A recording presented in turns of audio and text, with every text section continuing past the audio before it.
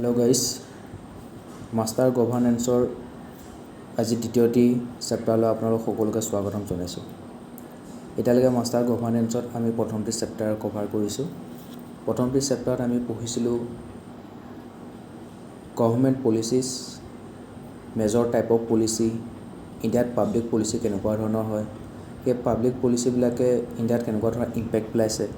ঠিক আছে। পলিচি চাইকেলটো ইণ্ডিয়াত কেনেকুৱা ধৰণৰ হয়,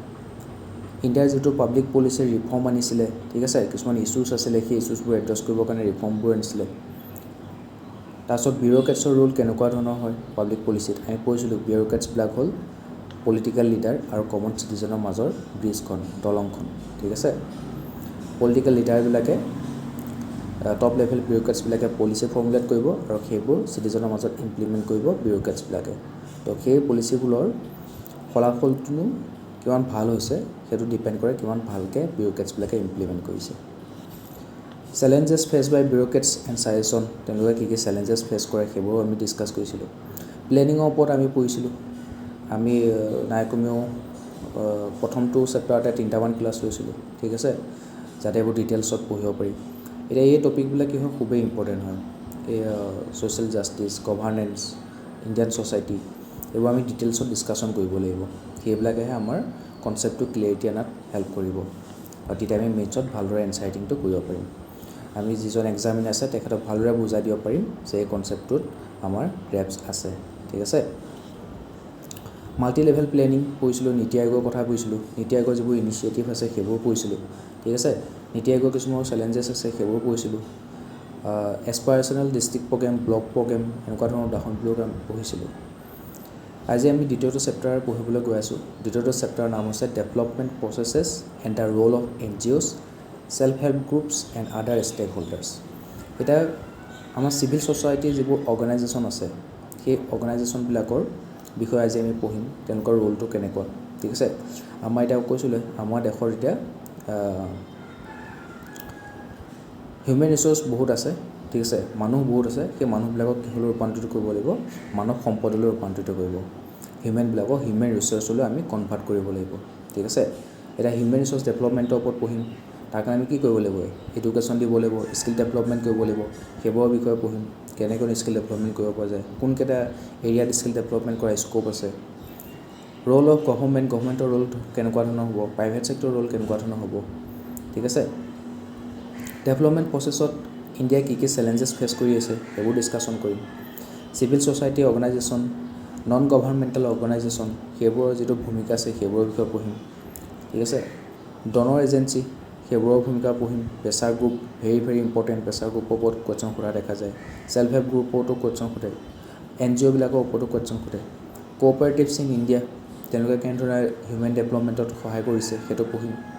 ৱৰ্ক এমেণ্ডমেণ্ট বিলখন আহিছিলে, এখন হৈ গ'ল, পাছ হৈ গ'ল 2025-ত, খুবেই কণ্ট্ৰভাৰ্চি আছিলে, ঠিক আছে। বহুত নিউজ পেপাৰ হেডলাইনত এই ৱৰ্ক এক্টখন আমি পাইছিলোঁ, গতিকে এখন ইম্পৰ্টেণ্ট হৈ গ'ল। Roll of non state actors in Indian governance, ঠিক আছে, সেই নন ষ্টেট এক্টৰবোৰৰ ৰোলটো কেনেকুৱা ধৰণৰ হয় সেই বিষয়ে আমি অকণ ডিছকাছ কৰিম। তো আই থিংক এইটো চেপ্টাৰটো আমাৰ 2-3টা ক্লাছ লাগিব পাৰে। খুবেই ইম্পৰ্টেণ্ট চেপ্টাৰ। ইয়াৰ পৰা বহুতখিনি UPSCতে হওক APSCতে হওক প্ৰিভিয়াছ ইয়াৰ কুৱেশ্যনত বহুতখিনি দেখিবলৈ পোৱা গৈছে যে এই চেপ্টাৰটোৰ পৰা খুবেই কুৱেশ্যন কাটা দেখা যায়। মানে APSC UPSC টপিকটো ভাল পায় মানে, ঠিক আছে। তেন্তে আজি আমি ষ্টাৰ্ট কৰোঁ আমাৰ আজি নতুন টপিকটো।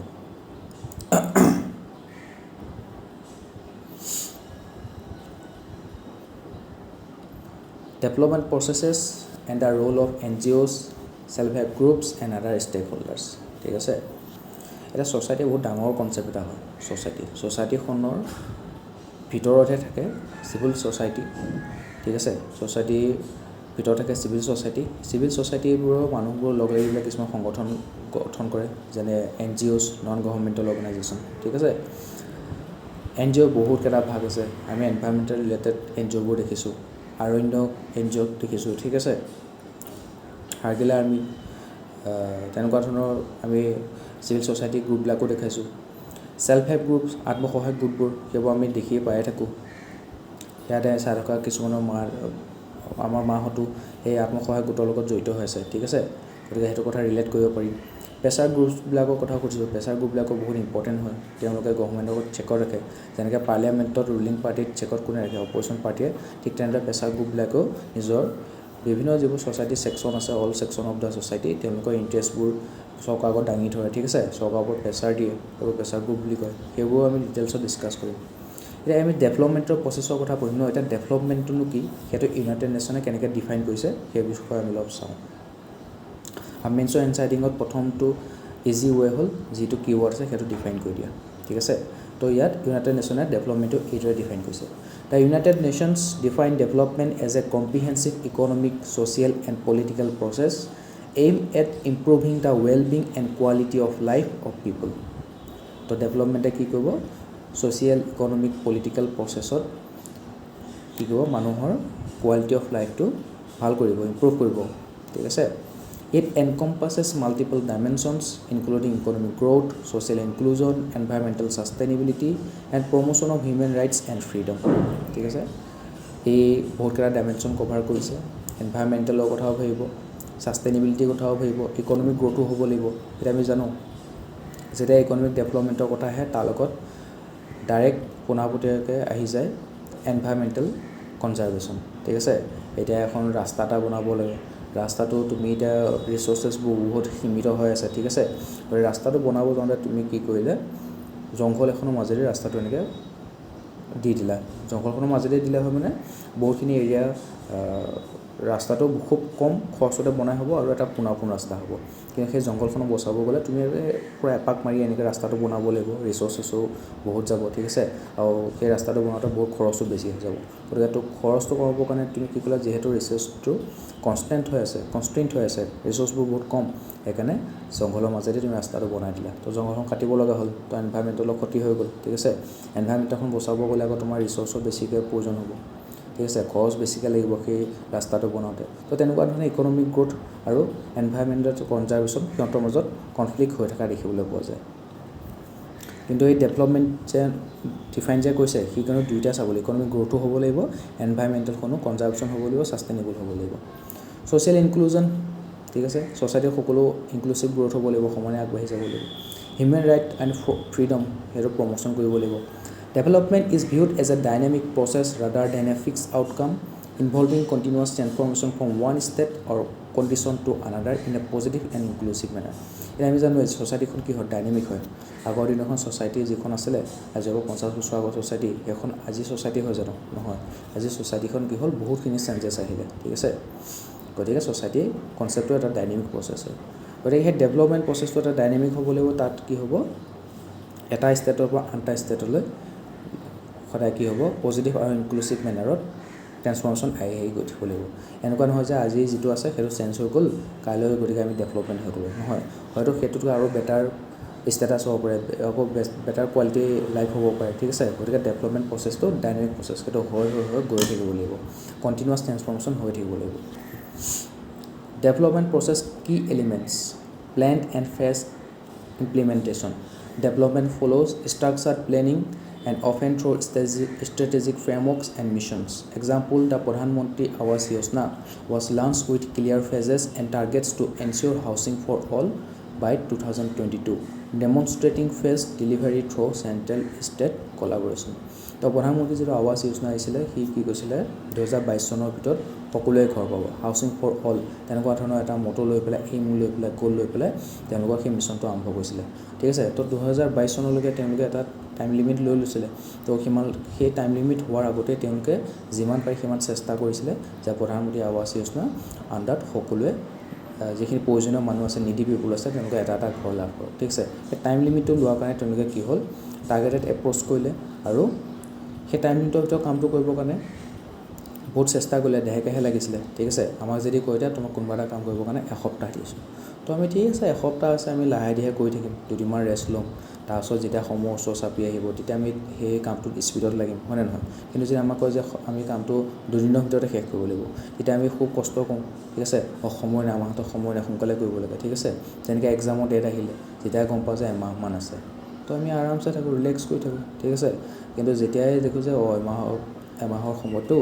15 দিন এনে কটালোঁ মাত্ৰ 15 দিনহে আছে এক্সামলৈ বা এসপ্তাহহে আছে তেতিয়া আমাৰ পঢ়া স্পীডটো বাঢ়ি যায়গৈ তেনেকুৱা ধৰণৰ কথা তো টাইম লিমিট হিচাপে লৈ পেলাই কামবোৰ কৰিলে কি হয় কামৰ স্পীডটো বেছি ভাল হয় এতিয়া 2022 চনত তেওঁলোকে টাৰ্গেটটো লৈছিলে সেইটো কমপ্লিট নহ'ল যদিও কামৰ স্পীডটো বহুত বাঢ়িলে আৰু বহুত মানুহে ঘৰ পালে এনেকুৱা ধৰণৰ আমি কি কৰিব লাগিব টাইমলি ইমপ্লিমেণ্টেশ্যন কৰিব লাগিব টাইম পিৰিয়ড লৈ পেলাই ইমপ্লিমেণ্ট কৰিব লাগিব Participatory governance involves citizens, civil society, and local bodies in decision making to ensure development reflects real needs. ঠিক আছে চিটিজেনবিলাকৰ আমি এক্টিভ পাৰ্টিচিপেশ্যন লাগিব ডিছকাছ কৰিছোঁ আমি চিভিল ছ'চাইটি লোকেল বডি তেওঁলোকক পাৰ্টিচিপেট কৰিব লাগিব example the Gram Sabha under the Panchayati Raj act allows villagers to discuss and approve plans under MNREGA তো মনৰেগা আণ্ডাৰত যিবোৰ প্লেন আছে সেইবোৰ কি হয় পঞ্চায়তৰ আণ্ডাৰত যিবোৰ গাঁও সভা আছে সেই গাঁও সভাৰ মানুহবিলাকে ভিলেজাৰ্ছবিলাকে সেই মনৰেগা আণ্ডাৰত যিবোৰ প্লেন আছে সেইবোৰ ডিছকাছ কৰিব পাৰে ঠিক আছে যে মনৰেগা আণ্ডাৰত আমি এতিয়া এইখিনি কাম কৰিম ঠিক আছে বা এইটো কাম কৰিম এনেকুৱা ধৰণৰ ডিছকাশ্যন কৰিব পাৰে তেওঁলোকক সেইখিনি পাৱাৰ দিছে ইট এম্পাৱাৰ্ছ বটম আপ প্লেনিং ঠিক আছে তো বটম আপ একদম গ্ৰাউণ্ডৰ পৰা তেওঁলোকৰ প্লেনিংটো আৰম্ভ কৰি দিছে কাৰণ গাঁৱৰ মানুহবিলাকে পঞ্চায়তৰ গাঁও সভাৰ অন্তত যিখিনি মানুহ আছে সেইখিনিয়ে মনৰেগা আণ্ডাৰত আমি কোনটো কাম কৰি কিমান দিনৰ ভিতৰত শেষ কৰিম তেনেকুৱা ধৰণৰ প্লেনিং নিজে কৰিব পাৰে ঠিক আছে তো তেওঁলোকে নিজকে এম্পাৱাৰ ফিল কৰে আকৌ dynamic and contextual development adopts to changing socio-economic and political realities. Example, the shift from Planning Commission to Niti Aayog reflects India's evolving governance needs and focusing more on cooperative federalism and real-time policy formulation. ঠিক আছে তো আমি planning commission আহিছিলে planning commission কেতিয়া আছিলে 1950 আহিছিলে right 5 year plan বনাইছিলে পঞ্চবাৰ্ষিক যোজনা তেনেকৈ বহুত দিন চলি আহিলে 2014 লৈকে চলিলে 2015 চনৰ 1 জানুৱাৰী তাৰিখে নীতি আয়োগৰ জন্ম দিছিলে তো নীতি আয়োগ তোমাৰ কি হয় থিংক টেংক হয় সেয়ে পলিচি ফৰ্মুলেশ্যনৰ হেল্প কৰে ঠিক আছে তো সেই আমি প্লেনিং কমিশ্যনৰ পৰা যে নীতি আয়োগলৈ চিফ্ট যে কৰিলোঁ সেইটো কি ৰিফ্লেক্ট কৰে যে ইণ্ডিয়াৰ যিটো গভৰ্ণমেণ্টছৰ ছিষ্টেম আছে পদ্ধতি আছে মেথড আছে সেইটো লাহে লাহে ইভলভ হৈছে ঠিক আছে আগতে টপ টু বটম পলিচি আছিলে প্লেনিং কমিশ্যনে চেণ্ট্ৰেল লেভেলত যিটো পলিচি বনাব গোটেই ষ্টেটত সেইটো এপ্লাই হ'ব ঠিক আছে গ্ৰাউণ্ড ৰিয়েলিটিত সেইটো এপ্লাই হ'ব পঞ্চায়ত পৰ্যন্ত সেইটো এপ্লাই হ'ব কিন্তু এতিয়া কি ক'লে নীতি আয়োগে কি কৈছে বটম টু টপ তলৰ ফালৰ পৰা লৈ যাব এতিয়া চেণ্টাৰৰ যিটো নীড ষ্টেটৰ নীডৰ লগত নিমিলিব পাৰে তো state wise district wise panchayat wise ঠিক আছে চাৰ্কুল এৰিয়া ৱাইজ গতিকে চবৰে নীডবোৰ বেলেগ বেলেগ গতিকে চবেই নিজৰ নীড অনুসৰি প্লেনিং কৰিব আৰু সেই প্লেনিং মতে কি হ'ব পইচাটো তেওঁলোকক দিয়া হ'ব ঠিক আছে তো এইটো বটম টু টপ পলিচি যিটো নীতি আয়োগে গ্ৰহণ কৰিছে Institutional collaboration requires coordinated efforts of government bodies, private sector and global institutions. Example, the National Health Mission brings together central and state governments and NGOs and development partners like WHO to improve healthcare access. So National Health Mission to jete hetu implement কৰিব যাওঁতে central government, state government, NGO, WHO এই সকলোবোৰে একেলগে help কৰিছিলে ঠিক আছে আৰু সেইকাৰণে ইণ্ডিয়াত যিটো হেল্থ কেয়াৰ এক্সেছ আছে বৰ্তমান ইম্প্ৰুভ হৈছে monitoring and evaluation ongoing assessment ensures accountability এতিয়া যদিহে এইবোৰ পলিচিবিলাক হাতত লৈছে হয় চবে হাতে কামে লাগিছেও বাৰু কিন্তু সেইবোৰ যদি আমি ইভালুৱেটে নকৰোঁ কিমানখিনি আগবাঢ়িছে পলিচি আণ্ডাৰত যিখিনি মানুহে পাব লাগিছিলে নীতি পিপলে পাব লাগিছিলে সেইখিনি আমি যদি এছেছমেণ্টে নকৰোঁ তেনেহ'লে সেই পলিচিটো কি হ'ব সম্পূৰ্ণৰূপে সফল নহ'বও পাৰে ঠিক আছে এই পলিচিটোৰ আণ্ডাৰতে বহুতো গেপ থাকিব পাৰে ঠিক আছে যিখিনি মানুহ নিডি পিপুল আছিলে তেওঁলোকক দিছোঁ হয় কিন্তু আৰু এটা ছেকশ্যনক হয়তো নেগলেক্ট হৈ যাব পাৰে তেনেকুৱা ধৰণৰ গেপবোৰ থাকিব পাৰে বা তাৰ সেই পলিচিটো বা স্কিমটো ইমপ্লিমেণ্ট কৰিব যাওঁতে বিউৰ'ক্ৰেটছবিলাকে বা নেতাবিলাকে হয় তেওঁলোকে ইয়াত কৰাপশ্যনত লিপ্ত হ'ব পাৰে ঠিক আছে তাৰ ভিতৰত লিকেজ হ'ব পাৰে তেনেকুৱা ধৰণৰ বস্তুবিলাক কেতিয়া আঁতৰিব যেতিয়া আমি সেইটো ভালদৰে মনিটৰ কৰিম যে ভালকৈ ইমপ্লিমেণ্ট হৈছে নাই যিখিনি মানুহৰ কাৰণে দিছিলোঁ সিহঁতে পাইছেনে নাই আমি ইভালুৱেট কৰিব লাগিব ঠিক আছে তেতিয়াহে সেই মানুহবিলাকৰ একাউণ্টেবিলিটি আহিব যেতিয়া একাউণ্টেবিলিটিয়ে নাই বোলে বেংকত 100 কোটি টকা দি দিছে মানুহখিনিক দিব লাগে তো তেওঁলোকে ঘোষ বেনিফিচিয়াৰী দেখাই দিয়ে ঠিক আছে ঘোষ বেনিফিচিয়াৰী দেখাই পেলাই তেওঁলোকে পইচাবোৰ হৰলুকি কৰি দিয়ে তো তেওঁলোকৰ একাউণ্টেবিলিটি নাথাকিলে তেনেকুৱা ধৰণৰ কৰাপশ্যন হোৱা দেখিবলৈ পোৱা যায় তো একাউণ্টেবিলিটিয়ে কি কৰিব সেই ইভালুৱেশ্যন মনিটৰিং কৰিলে একাউণ্টেবিলিটি আনি দিব আৰু একাউণ্টেবিলিটি থাকিলেহে সেই যিবোৰ পলিচি আছে সেইবোৰ স্কিমবোৰ আছে ভালদৰে ইমপ্লিমেণ্ট হ'ব Example, the aspirational district program uses real-time dashboards and ranking mechanism to monitor progress in lagging districts and adjust strategies accordingly. The aspirational district program to anisile last class আমি পঢ়িছিলোঁ তাৰ যিবোৰ district অকমান পিছপৰি আছিলে তেওঁলোকৰ সেই ডিষ্ট্ৰিক্টবিলাকৰ যাতে হেৰি হয় ডেভেলপমেণ্ট হয় তাৰ কাৰণে কি কৈছে প্ৰগ্ৰেছ হয় তাৰ কাৰণে এইটো প্ৰগ্ৰেম কৰিছিলে গতিকে তেওঁলোকে ৰিয়েল টাইম ডেছবৰ্ড ইউজ কৰিছিলে যে এই ডিষ্ট্ৰিক্টখন পঢ়া শুনাৰ ক্ষেত্ৰত কিমানখিনি আগবাঢ়িছে হেল্থ কেয়াৰ এক্সেছৰ ক্ষেত্ৰত কিমানখিনি আগবাঢ়িছে ঠিক আছে টেক্স এফৰ্টৰ ক্ষেত্ৰত কিমানখিনি আগবাঢ়িছে তো তেওঁলোকে কি কৈছিলে বা এনভাইৰমেণ্টেল কনজাৰ্ভেশ্যনৰ ক্ষেত্ৰত ঠিক আছে ডেম'গ্ৰাফিক ডিভিডেণ্টৰ হেৰিয়ৰ ক্ষেত্ৰত আপলিভমেণ্টৰ ক্ষেত্ৰত তেওঁলোকৰ কাৰণে কিমানখিনি কাম কৰিছে তাৰ কাৰণে কি কৈছে ৰিয়েল টাইম ডেছবৰ্ড ইউজ কৰিছিলে human resource development Human resource development refers to the systematic approach to nurturing and fostering the talents, competencies, and the skills of individuals, thereby contributing to national development. ঠিক আছে তো human resource development কি মানুহক এটা মানৱ সম্পদ বনাব লাগিব তাৰ কাৰণে আমি কি কৰিব লাগিব যিখিনি টেলেণ্ট আছে প্ৰতিভা আছে তেওঁলোকক আমি নাৰ্চাৰ কৰিব লাগিব ঠিক আছে তেওঁলোকক যদি ভাল ডাইৰেকশ্যন নিদিওঁ তেওঁলোকৰ টেলেণ্টটো কিন্তু সুফল দেখাব নোৱাৰিব নাৰ্চাৰ কৰিব লাগিব ফষ্টাৰ কৰিব লাগিব ঠিক আছে ইণ্ডিভিজুৱেলবিলাকৰ স্কিলটো ডেভেলপমেণ্ট কৰিব লাগিব ঠিক আছে মানুহক পঢ়া শুনাৰ সুবিধা দিব লাগিব স্কিল ডেভেলপমেণ্ট কৰিব লাগিব তেতিয়াহে তেওঁলোকে জব অপৰচুনিটি পাব তেওঁলোকে নিজৰ লগতে সমাজৰ উন্নয়নৰ কথা ভাবিব ঠিক আছে A process to human development income approach the level of income reflects the level of freedom and individual enjoys যাৰ যিমান টকা তাৰ সিমানে ফ্ৰীডম মন গৈছে আজি আমেৰিকা ফুৰিব গৈছে ৰাছিয়া ফুৰিব গৈছে চাইনা ফুৰিব গৈছে ঠিক আছে কিন্তু যদি তাতকৈ যদি কমকৈ টকা ইনকাম কৰা তুমি ইণ্ডিয়াতে ফুৰিবলৈ যাবা কলকাতা যাবা দিল্লী যাবা চেন্নাই যাবা তাতকৈও যদি কম টকা তুমি নৰ্থ ইষ্টতে ফুৰিবলৈ যাবা মেঘালয়ত যাবা শ্বিলঙত যাবা ৰাইট নাগালেণ্ডত যাবা অৰুণাচল প্ৰদেশ যাবা তাতকৈ যদি কম পইচা তুমি অসমতে ঘূৰিব লাগিব এই তুমি শিৱসাগৰ গ'লা এই তুমি গোৱালপাৰা গ'লা ঠিক আছে তেনেকুৱা ধৰণৰ কথা গতিকে যাৰ যিমান বেছিকৈ ইনকাম তাৰ সিমান ফ্ৰীডম বেছি ইয়াত জাষ্ট মই এটা উদাহৰণ দিছোঁ যে ফুৰিবৰ কাৰণে তোমাৰ কোনটো ফ্ৰীডম আছে বাকী বহুত আছে সেইখিনি আমি লাহেকৈ ডিছকাছ কৰিম পইচা বেছিকৈ আছে তুমি ভাল ভাল ল'ৰা ছোৱালীয়ে ভাল ভাল স্কুলত পঢ়াব পাৰিবা এতিয়া যাৰ পইচা কম পইচা ইনকাম কম তেওঁলোকে চৰকাৰী স্কুলত পঢ়াব এইটো কোৱা যে চৰকাৰী স্কুলখিনি বেয়া কিন্তু তথাপিও এতিয়া চৰকাৰী স্কুল আমি যদি দিল্লী পাব্লিক স্কুল আমি কম্পেয়াৰ কৰোঁ তো তেওঁলোকৰ যিখিনি ফেচিলিটি প্ৰভাইড কৰিব কিমান আকাশ পাতাল ডিফাৰেঞ্চ ঠিক আছে আৰু সেই ষ্টুডেণ্ট এটাই যেতিয়া ক্লাছ 10লৈকেও এটা ষ্টুডেণ্টে দিল্লী পাব্লিক স্কুলত ক্লাছ 10লৈকে পঢ়ি পাছ কৰি লৈছে আৰু এজন ষ্টুডেণ্টে চৰকাৰী স্কুলত ক্লাছ 10লৈকে পঢ়ি পাছ কৰি লৈছে দুয়োটাৰ মাজত যিটো ডিফাৰেঞ্চ দেখাব বা তাতে গম পোৱা যাব ঠিক আছে Welfare approach people are not participants in development but only passive recipient ঠিক আছে তো ইয়াত কি বুলি কৈছে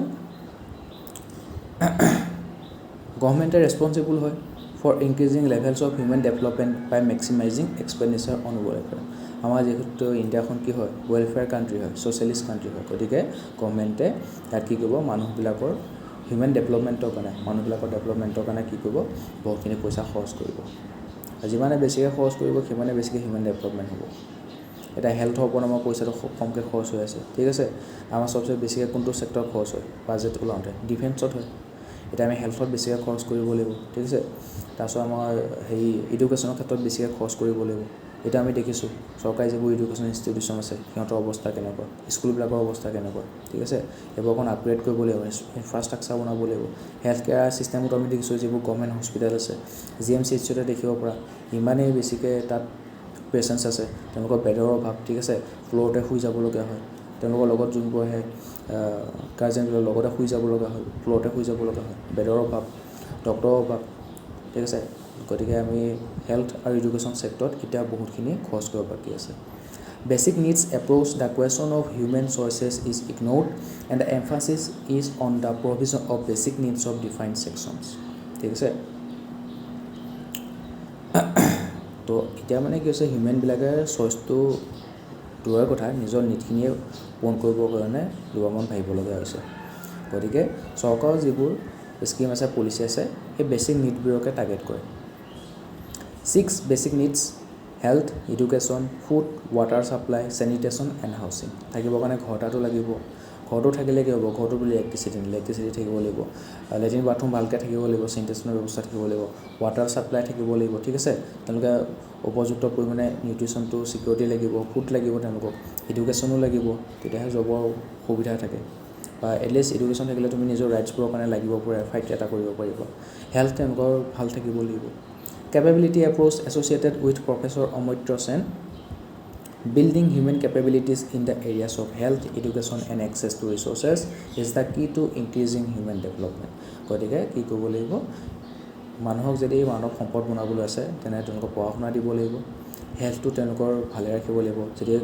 গাটোৱে ভাল নহয় তোমাৰ পঢ়িব মন যায় জানো ঠিক আছে গতিকে হেল্থটো ভাল হৈ থাকিব লাগিব তেতিয়াহে তোমাৰ পঢ়িবলৈ মন যাব আৰু যিমানে পঢ়িবা সিমানে তুমি শিকিবা লগতে তুমি স্কিল ডেভেলপমেণ্ট কৰিব লাগিব তেতিয়া তোমাৰ জব পোৱাৰ অপৰচুনিটিটো বেছিকৈ থাকিব ঠিক আছে তুমি লিভলিহুড এটা পাবা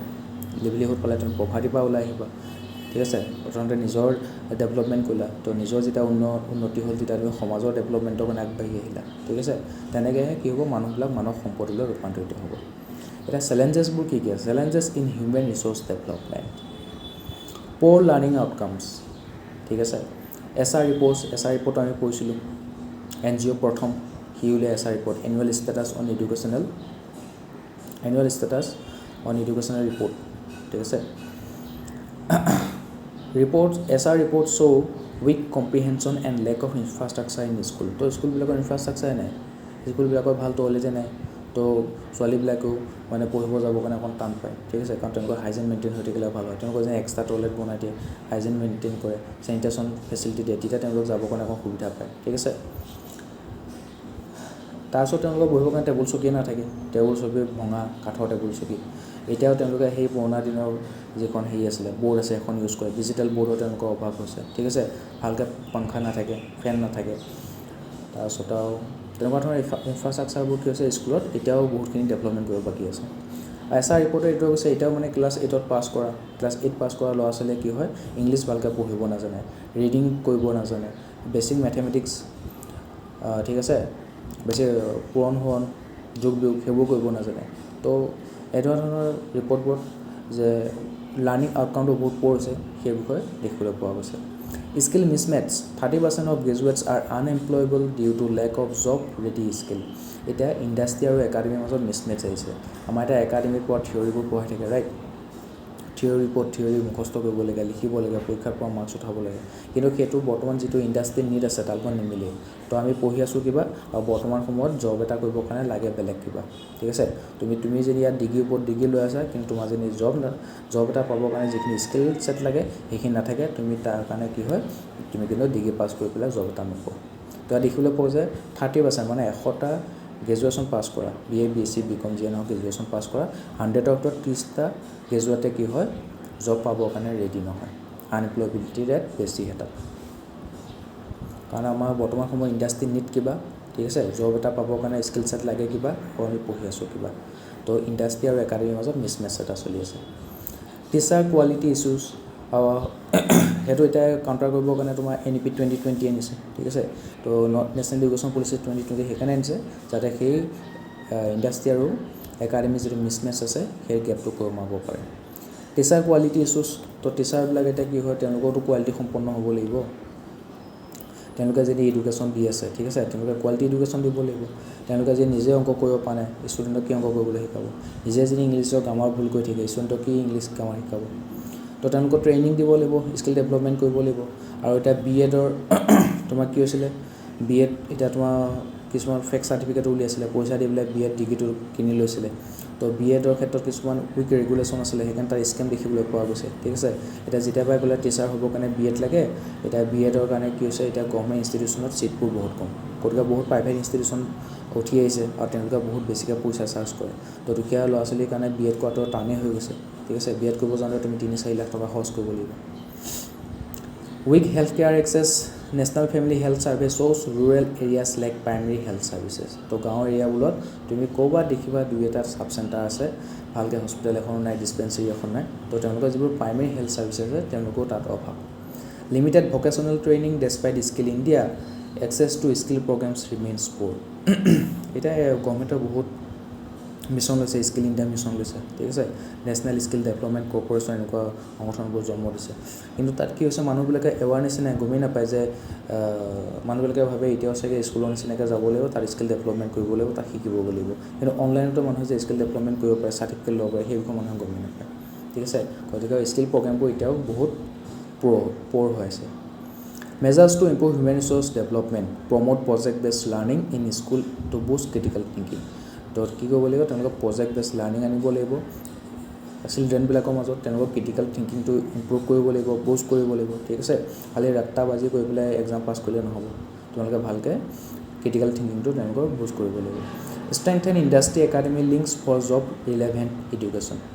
গতিকে যেনেকৈ এতিয়া MBBSৰ চাকৰি ডিগ্ৰীটো যোনে ডক্টৰ ডিগ্ৰী লৈছে সিহঁতে ওলাই আহিকে ডাইৰেক্ট পেচেণ্ট চাবৰ কাৰণে লাগি যায় বা পঢ়ি থাকোঁতে তেওঁলোকে পেচেণ্ট চাবৰ কাৰণে লাগি যায়, কাৰণ তেওঁলোকে যোনটো পঢ়ি আছে, ডিগ্ৰী পঢ়ি আছে, ডিগ্ৰীটো লৈ আছে, সেই ডিগ্ৰীটো ডাইৰেক্ট এপ্লাই হৈ আছে, ঠিক আছে। ইঞ্জিনিয়াৰবিলাকো এতিয়া দেখিবলৈ পোৱা যায়, যিবোৰ ইঞ্জিনিয়াৰ ক্ষেত্ৰতো কিন্তু আজিকালি দেখিবলৈ পোৱা যায় ইঞ্জিনিয়াৰ বহুত হৈ গৈছে, তেওঁলোকৰ ইঞ্জিনিয়াৰ ডিগ্ৰী লোৱা BTech বহুত হৈ গৈছে, কিন্তু তেওঁলোকৰ সেই BTech পপুলেশ্যনটো ইমান বাঢ়ি গৈছে, সেই হিচাপে তেওঁলোকৰ জবটো কিন্তু বহুত কম, তেওঁলোকৰ জবটো শৃংখল হৈ গৈ আছে, কাৰণ আজিকালি AI বহুত কাম কৰি দিয়ে, ঠিক আছে। তো কিন্তু MBBS তেনেকুৱা ধৰণৰ মেডিকেল ছেক্টৰটো এতিয়াও দেখিবলৈ পোৱা যায়। মেডিকেল ছেক্টৰটোৰ ক্ষেত্ৰত তুমি যদি পেৰামেডিকেলো কৰা, ঠিক আছে, BMLT কৰা, DMLT কৰা, লেবৰেটৰী টেকনিচিয়ানে পঢ়া বা ফিজিঅ'থেৰাপিয়ে পঢ়া বা MBBS ডক্টৰে লোৱা, তেওঁলোকৰ যিটো ডিগ্ৰী লৈ আছে, ডিপ্ল'মা লৈ আছে, ঠিক আছে, সেইটো ডাইৰেক্ট এপ্লিকেশ্যন হৈ থাকে। তো তেওঁলোকে পঢ়ি আহিকে ডাইৰেক্ট চাকৰি পোৱা দেখিবলৈ পোৱা যায়, বা নিজৰ এখন ফাৰ্মাচী খুলি লৈছে, ঠিক আছে, নিজৰ এটা চেম্বাৰ খুলি লৈছে, তো তেওঁলোকৰ যিটো পঢ়ি আছে তাৰ ডাইৰেক্ট এপ্লাই হৈ আছে। কিন্তু তেনেকুৱা ধৰণৰ কিছুমান জব ৰিলেভেণ্ট এডুকেশ্যন বহুত কম হয়। এতিয়া দেখিবলৈ পোৱা যায় যিবোৰ পলিটেকনিক ওলাইছে বা ITI ওলাইছে, তাত পঢ়িও মানুহে ডাইৰেক্ট জব কৰিছে, ইণ্ডাষ্ট্ৰীবিলাকত তেওঁলোকে এটলিষ্ট জবৰ অপৰচুনিটি পাইছে, ঠিক আছে। তেনেকুৱা ধৰণৰ জব ৰিলেভেণ্ট এডুকেশ্যন বহুত কম। কিন্তু তুমি দেখিবা কোনোবা এজনে পলিটিকেল চায়েন্সত BA কৰিছে, হয় সি মাষ্টাৰ্ছৰ পিনে যাব লাগিব, NEET JRFৰ পিনে যাব লাগিব, PhD পিনে যাব লাগিব, ঠিক আছে। এনেকুৱা হৈছে BA কৰিছে পলিটিকেল চায়েন্সত ডাইৰেক্ট আহিকে জব পাইছে। তেনেকুৱা ধৰণৰ জব ৰিলেভেণ্ট এডুকেশ্যন খুবেই কম ইণ্ডিয়াত। Ensure continuous teacher training based on Singapore's model. ছিংগাপুৰৰ যিটো মডেল আছে আমি সেইটো ল'ব লাগিব, আৰু লৈ পেলাই আমি কি কৰিব লাগিব, টিচাৰ ট্ৰেইনিং দিব লাগিব, টিচাৰবিলাকৰ কেপাচিটি বিল্ডিং কৰিব লাগিব, ঠিক আছে। তেতিয়াহে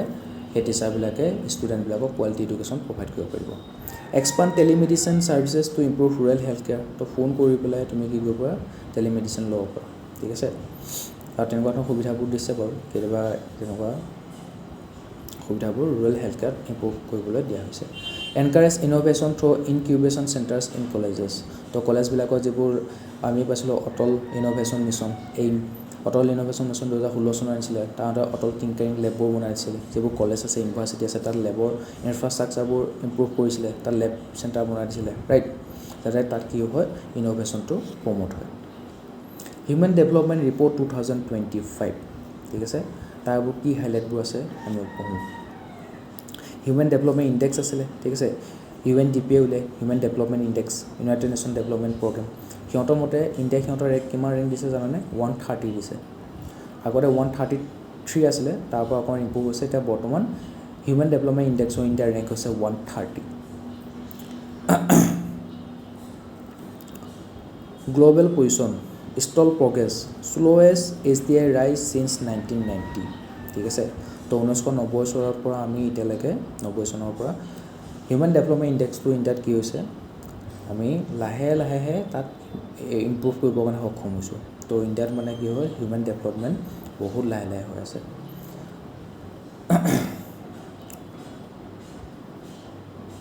ইনইকুৱেলিটি বাঢ়ি বাঢ়ি গৈ আছে। Rich nations advance, poorer ones stagnant. সেইটোৱে যেনেকৈ ইনকাম ইকুৱেলিটি বাঢ়ি বাঢ়ি গৈ আছে, ধনী মানুহ ধনী হৈ গৈ আছে, দুখীয়া মানুহ দুখীয়া হৈ গৈ আছে। ঠিক তেনেকৈ দেশ হিচাপে চাব গ'লে যিবোৰ ধনী দেশ আছিলে সিহঁতে আগবাঢ়ি বাঢ়ি গৈ আছে, যিবোৰ দুখীয়া দেশ আছিলে সিহঁতে পিছ পৰি গৈ আছে, ঠিক আছে। AI ইম্পেক্ট পেলাইছে। 1 in 5 পিপুল ইউজ AI। বৰ্তমান গোটেই ৱৰ্ল্ড ৱাইড 5টা মানুহৰ ভিতৰত এটা মানুহ পাবা যে AI ইউজ কৰে। 60% hopeful for jobs, 50% fear displacement, call for human centric AI policies. গতিকে এতিয়া AI অহাৰ কাৰণে কি হৈছে, মানুহবিলাকে জববোৰ হেৰাবলৈ থৈছে, ঠিক আছে। মানুহে যিটো কাম কৰিব পাৰে এসপ্তাহ লাগে, AIবিলাকে এদিনতে সেইটো কাম কৰিব পাৰে। তো যিবোৰ বেছিক কাম আছিলে সেইবোৰ কাৰণে কিন্তু এতিয়া মানুহবিলাকে নিজৰ জব হেৰাইছে, ঠিক আছে। এতিয়া তুমি এটা মানুহ ৰাখিছা, 30,000 টকাকৈ দিছা মাহটোত, আৰু তেখেতে যিবোৰ কাম কৰি আছে সেইবোৰ বেছিক কাম, ডাটা এণ্ট্ৰি কামবোৰ কৰি আছে। তো সেইটো কামটো AI কৰিব পাৰে, ঠিক আছে। আৰু AI কৰাৰ বাবে তাক পইচাও দিব নালাগে, বাকী কম খৰচতে কৰিব পাৰিব, ঠিক আছে। তাৰপিছত মেইনটেনেঞ্চৰ খৰচো কম। গতিকে AI অহাৰ কাৰণে বহুত জব ডিছপ্লেচমেণ্ট হোৱা দেখিবলৈ পোৱা গৈছে। সেইকাৰণে কি হৈছে, বৰ্তমান গ্ল'বেল লেভেলত AIটো যে আহিছে, সি যাতে এতিয়া টেকন'লজি আমি সদায় দেখি আহিছোঁ, ছায়েন্স এণ্ড টেকন'লজি আমি পঢ়িব আহিছোঁ যে ছায়েন্স এণ্ড টেকন'লজি মানুহৰ কাৰণে বোন অৰ বেন, মানুহৰ কাৰণে ভাল আনিছে নে বেয়া আনিছে। এতিয়া আমি জানো বিজ্ঞানৰ ভাল দিশো আছে, বেয়া দিশো আছে। গতিকে AIটো এতিয়া নতুন প্ৰযুক্তি, গতিকে ঠিক আছে গতিকে তাৰ যাতে হিউমেনৰ ওপৰত আমাৰ আৰ্থখনৰ ওপৰত ভাল প্ৰভাৱ পৰে তাৰ কাৰণে হিউমেন চেণ্ট্ৰিক এআই পলিচিছ আনিছে যেনেকৈ আজিকালি এনভাইৰনমেণ্টটো প্ৰটেক্ট কৰিবৰ কাৰণে এনভাইৰনমেণ্ট চেণ্ট্ৰিক পলিচিবোৰ আনে ঠিক তেনেকৈ এআই যাতে হিউমেনটোৰ ওপৰত মানুহৰ ওপৰত ভাল প্ৰভাৱ এটা পেলায় ঠিক আছে তাৰ কাৰণে হিউমেন চেণ্ট্ৰিক এআই পলিচিছ আনিছে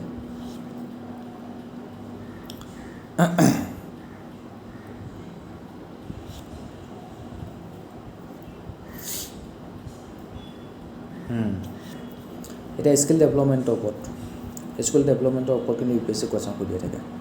skill development act as a crucial bridge between education and employment by transforming academic knowledge into practical abilities তো খালি পঢ়ি ৰাতা মাৰি পঢ়ি কি ল'লে নহ'ব তোমাৰ যদি প্ৰেক্টিকেল নলেজ নাথাকে তেনেহ'লে তুমি চাকৰি নাপাবা কিন্তু আজিকালি দিনত হাইলি ইম্পৰ্টেণ্ট হৈ গৈছে যে তুমি এটা ভাল স্কিল ছেট লৈ লোৱা in today's competitive economy it equips individual with industry relevant skills enhancing their employability and productivity. Success of skill development programs in India, recognition of prior learning, helps informal workers get formal certification. যিবোৰ informal worker আছিলে এতিয়া suppose আমাৰ ইণ্ডিয়াত যিবোৰ কাঠ মিস্ত্ৰী আছে ৰাজমিস্ত্ৰী আছে কাঠৰ কাম কৰে ঘৰ বনোৱা কাম কৰে ঠিক আছে সেইবোৰ আমি এতিয়াও দেখোঁ আমাৰ গাঁৱৰ এতিয়া যেতিয়া ঘৰ এটা বনায় তাতনো ক'তনো ইঞ্জিনিয়াৰ ইউজ কৰে নকয় নহয় তাত ধুনীয়াকৈ আহিব ৰাজমিস্ত্ৰী নিজৰ কাম কৰিব কাঠ মিস্ত্ৰী নিজৰ কাম কৰিব ৰাইট এতিয়া তেওঁলোকৰ কোনোবা ডিপ্ল'মা আছে নেকি কিন্তু ফৰেইন কাণ্ট্ৰিবিলাকত চাব গ'লে তুমি প্লাম্বাৰ এটা হ'ব কাৰণে ডিপ্ল'মা ল'ব লাগিব ঠিক আছে গতিকে তেওঁলোকক অকণমান কি হয় ফৰ্মেল চাৰ্টিফিকেশ্যন দি দিয়ে ঠিক আছে তেনেকুৱা ধৰণৰ কথা গতিকে কোনোবা এটা মানুহে এতিয়া প্লাম্বাৰ হয় কিন্তু কিমান ভাল প্লাম্বাৰ হয় এটলিষ্ট তেওঁলোকৰ ডিপ্ল'মা এখন আছে চাৰ্টিফিকেট এখন আছে কিন্তু এতিয়া আমাৰ ইণ্ডিয়াতো দেখিবলৈ পোৱা যায় কিছুমান চাৰ্টিফিকেট তোমালোকে কিনিবই পোৱা এতিয়া সেই বি এডৰ চাৰ্টিফিকেটো কিনিবলৈ পাইছিলে সেইটো কিমান ডাঙৰ স্কেম এটা হৈ গ'ল গতিকে এইবোৰ প্ৰব্লেমো আছে কিন্তু যিয়ে নহওক এতিয়া সেই যিবোৰ ইনফৰ্মেল ৱৰ্কাৰ আছিলে সিহঁতৰ ফৰ্মেল চাৰ্টিফিকেট দিবৰ কাৰণে আৰম্ভ কৰি দিছে তো সিহঁতে এটা ৰেকগনেশ্যন পাব আৰু sector skill council ensure training matches industry needs industry যিবোৰ নিড আছে তেনেকুৱা ধৰণৰ এডুকেশ্যনে আমি দিব লাগিব তেনেকুৱা ধৰণৰ ট্ৰেইনিঙে নিব লাগিব এটলিষ্ট পঢ়া শুনা কৰি ইণ্ডাষ্ট্ৰিত জব পোৱাৰ চান্সেছটো থাকিব তাৰ কাৰণে ITI পলিটেকনিক এইবোৰ ভাল এক্সাম্পল হয় International collaboration ties with countries like Germany and Japan help improve training quality and open foreign job markets. তো জাৰ্মানী জাপান এতিয়া আমাৰ ইয়াতে জাপান আমাৰ অসমতে নিউজত আছিলে যে 3000 কেণ্ডিডেটক জাপানিজ লেংগুৱেজটো শিকোৱা হ'ব আৰু তেওঁলোকক জাপান পঠোৱা হ'ব যাতে তাত তেওঁলোকে ইনকাম কৰি থাকিব পাৰে জব এটা ল'ব পাৰে তো জাৰ্মানী জাপান তেনেকুৱা ধৰণৰ কাণ্ট্ৰিৰ লগত আমি কলাবৰেশ্যন কৰিছোঁ যাতে তেওঁলোকে কি কয় এই যিবোৰ ষ্টুডেণ্ট আছে তেওঁলোকৰ ট্ৰেইনিং কোৱালিটিটো ইনক্ৰিজ কৰে ইম্প্ৰুভ কৰে ঠিক আছে আৰু তেওঁলোকে ফৰেইন জবৰ মাৰ্কেটত তেওঁলোকে জব কৰিবলৈ চান্স পায় এতিয়া সেই যিবোৰ জাৰ্মানী আৰু জাপানৰ কিহৰ কাৰণে জাপানৰ এতিয়া এভাৰেজ এজ হ'ল 48 ইণ্ডিয়াৰ এভাৰেজ এজ কিমান 28 ঠিক আছে তো আমাৰ ইয়াত ডেম'গ্ৰাফিক ডিভিডেণ্ট পৰা ফুলি আছে কিন্তু জাপানৰ এতিয়া বেছিভাগ কি হৈছে তেওঁলোকৰ যিটো ৱৰ্কিং এজ পপুলেশ্যন আছিলে সেই ৱৰ্কিং এজ পপুলেশ্যনৰ ওপৰত যিখিনি এল্ডাৰলি পপুলেশ্যন আছিলে তেওঁলোকৰ বাৰ্ডেনটো বেছি হৈ গৈছে ঠিক আছে গতিকে তাৰ ৱৰ্কিং ফ'ৰ্চটো বহুত কম গতিকে তাৰ যিবোৰ ইকনমি আছে সেইবোৰ চলাবৰ কাৰণে সিহঁতক এটা মেন পাৱাৰ লাগে আৰু মেন পাৱাৰ সিহঁতে ক'ব লাগিব ইণ্ডিয়াৰ নিচিনা কাণ্ট্ৰি পৰা ল'ব কাৰণ ইয়াৰ ডেম'গ্ৰাফিক ডিভিডেণ্টটো বহুত ভাল এভাৰেজ এজ 28 খালি তেওঁলোকক কি কৰিব লাগিব এতিয়া ইণ্ডিয়াত থকা মানুহখিনিও বহুত মানুহ এতিয়া BA পাছ BSc পাছ সেইখিনি পঢ়া শুনাৰ মিনিমাম বেছি পঢ়া শুনাখিনি আছে কিন্তু সেইখিনি কি হ'ব ইণ্ডাষ্ট্ৰি কামত লগাবৰ কাৰণে তেওঁলোকক ট্ৰেইনিং দিব লাগিব গতিকে জাপান আৰু জাৰ্মানী আগবাঢ়ি আহিছে ইণ্ডিয়াৰ যিটো ৱৰ্ক ফ'ৰ্চ আছে তেওঁলোকক ট্ৰেইনিং দিব আৰু তেওঁলোকৰ যিটো জব মাৰ্কেট আছে তাত এমপ্লয়েবিলিটি চান্স দিব skill universities institution like Delhi Skill and Entrepreneurship University mix academics with practical skills এনেকুৱা ধৰণৰ স্কিল ইউনিভাৰ্চিটিবোৰ বনাব লাগিব যেনেকৈ আছাম স্কিল ইউনিভাৰ্চিটি বনাইছিল মংগলদৈত ঠিক আছে নৰ্থ ইষ্টৰ প্ৰথমখন স্কিল ইউনিভাৰ্চিটি এনেকুৱা স্কিল ইউনিভাৰ্চিটি আৰু বনাব লাগিব কলেজবিলাকৰ এনেকুৱা ধৰণৰ যিবোৰ প্ৰগ্ৰেম আছে সেইবোৰ ইনক্লুড কৰিব লাগিব women centric schemes programmes like Nari Shakti promote skill training for women drone Didi scheme আমি পাইছোঁ ড্ৰোন দিদি স্কিমৰ আণ্ডাৰত ছেল্ফ হেল্প গ্ৰুপত যিখিনি ওমেন আছে তেওঁলোকক ড্ৰোনবিলাকৰ ৰিপেয়াৰ কৰিবৰ কাৰণে মেইনটেনেঞ্চ কৰিবৰ কাৰণে ট্ৰেইনিং দিব তেনেকুৱা ধৰণৰ স্কিমবোৰ আনিব লাগিব minority schemes Nai Manzil Ustaad and Manas support traditional skills and economic inclusion ঠিক আছে linkages between education and skill development basic knowledge subjects like maths and science from the best for technical skill maths আৰু ছায়েন্স পঢ়িব লাগিব তোমাৰ যদি টেকন'লজি ক্ষেত্ৰত পঢ়িব মন আছে বা তাত জব কৰিব মন আছে science and literacy and numeracy at least তুমি পঢ়িবৰ কাৰণে জানিব লাগিব, ৰিডিং দিবৰ কাৰণে জানিব লাগিব। তুমি যদি ৰিডিঙে দিব নোৱাৰা, সেই বেছিক তোমাৰ নলেজখিনিও নাই, তেন্তে তুমি ক'ত জব পাবা আৰু। নিউমাৰেচি এটলিষ্ট যিটো বেছিক লেভেলৰ অংকখিনি আছে সেইখিনি কৰিবলৈ জানিব লাগিব, ঠিক আছে। Needed for further training and daily job functions. দোকানত কিনিব গ'লেতো তুমি হিচাপ নিকাচ কৰিব লাগিব ন, যোগ বিয়োগ কৰিব লাগিব, গতিকে সেই বেছিক নিউমাৰেচিখিনি জানিব লাগিব। Soft skills education helps build communication and team work skills. তো এডুকেশ্যনটো মানে ইয়াত তুমি এনেকুৱা নহয় যে তুমি খালি জবটো পাবৰ কাৰণে এডুকেশ্যনটো লৈছা। এডুকেশ্যনটো ল'লে তুমি নিজৰ ৰাইটছৰ কাৰণে মাত মাতিব পাৰিবা, ঠিক আছে। এতিয়া কোনোবা আহিলে তুমি যেতিয়া জব কৰিবা তেতিয়া তুমি হেল্থ ইঞ্চুৰেঞ্চ কৰিব লাগিব বা লাইফ ইঞ্চুৰেঞ্চ কৰিব লাগিব, ঠিক আছে। তেনেকুৱা ধৰণৰ কথাবোৰ তুমি যেতিয়া শিকিব পাৰিবা, ঠিক আছে। যেতিয়ালৈকে তোমাৰ জানিবৰ কাৰণে আগ্ৰহটো থাকিব, ঠিক আছে, তুমি যেতিয়ালৈকে অনুসন্ধিতকৈ মনৰ গৰাকী হৈ থাকিবা, তেতিয়ালৈকে তুমি লাইফত আগুৱাই গৈ থাকিব পাৰিবা। কাৰণ তুমি যেতিয়া গম পাবা যে পইচা ইনকাম কৰিলেও নহ'ব, এক্টিভ ইনকাম থাকিলেও নহ'ব, বেছি ইনকাম এটাও লাগে, ঠিক আছে। সেইটো কথা তুমি জানিব লাগিব, তেতিয়াহে তুমি সেইটো ইমপ্লিমেণ্ট কৰিব পাৰিবা। তাৰ কাৰণে তুমি ভালকৈ ৰিচাৰ্চ কৰিব লাগিব, পঢ়িবও লাগিব, ঠিক আছে, ষ্টাডি এটা কৰিব লাগিব। এতিয়া মই যদি মিউচুৱেল ফাণ্ডত আমি পইচা কৰোঁ, ইনভেষ্ট কৰোঁ, কোনটোত কৰিলে বেছি ভাল হ'ব, কি কথা, সেইটোতো এডুকেশ্যনৰ পাৰ্ট হয় ন, সেইটো শিক্ষাৰ এটা পাৰ্ট হয়। গতিকে এডুকেশ্যনটো তোমাৰ লাইফ টাইম। এজন মানুহ ষ্টুডেণ্ট হ'ল মানে তুমি লাইফ টাইম ষ্টুডেণ্ট। লাইফত যদি উন্নতি কৰিব মন আছে তুমি লাইফ টাইম পঢ়িয়ে থাকিব লাগিব। কেৱল এতিয়া যেনিবা আমি এতিয়া ফৰ্মেল এডুকেশ্যনৰ কিতাপ লৈ পেলাই পঢ়ি আছোঁ, তেতিয়া যেনিবা তুমি বেলেগৰ পৰা নলেজবোৰ গেইন কৰিব লাগিব, ঠিক আছে। ছফ্ট স্কিলবোৰ আমি ইনক্ৰিজ কৰিব লাগিব। বেছিক কমিউনিকেশ্যন, মানুহৰ লগত কেনেকৈ কথা পাতে, কি কথা, ঠিক আছে, সেইবোৰ আমি শিকিব লাগিব, জানিব লাগিব। অকণমান প্ৰফেচনেল হ'বৰ কাৰণে চেষ্টা কৰিব লাগিব। এতিয়া কল চেণ্টাৰবিলাকক ফোন কৰিলে কেনেকুৱা প্ৰফেচনেল হৈ পেলাই ফোন কৰে, ৰাইট, তেনেকুৱা ধৰণৰ বেছিক কমিউনিকেশ্যন স্কিলটো জানিব লাগিব। টিম ৱৰ্ক স্কিল, এটা টিম হিচাপে আমি কেনেকৈ ধৰণৰ কাম কৰিম, সেইবোৰ চফ্ট স্কিল আমি শিকিব লাগিব। Research and innovation, higher education like IITs support innovation and advance skill. IITবিলাকত আমি দেখিছোঁ ছুপাৰ কম্পিউটাৰ বনাই আছে, এতিয়া নতুন টেকন'লজি বনাই আছে তেওঁলোকে, ৰাইট। গতিকে সেই তেনেকুৱা ধৰণৰ ইন'ভেশ্যন আমি IIT দেখিবলৈ পোৱা গৈছোঁ। গতিকে IITবিলাকৰ সংখ্যা বেছিকৈ বঢ়াব লাগিব। ব্ৰেইন ড্ৰেইনটো কমাব লাগিব। IITত পঢ়িব, কিন্তু তেওঁলোকে গৈ পেলাই ফৰেনত কি কৈছে, তাত যিবোৰ আছে, ইনষ্টিটিউট আছে, তাতহে পঢ়েগৈ,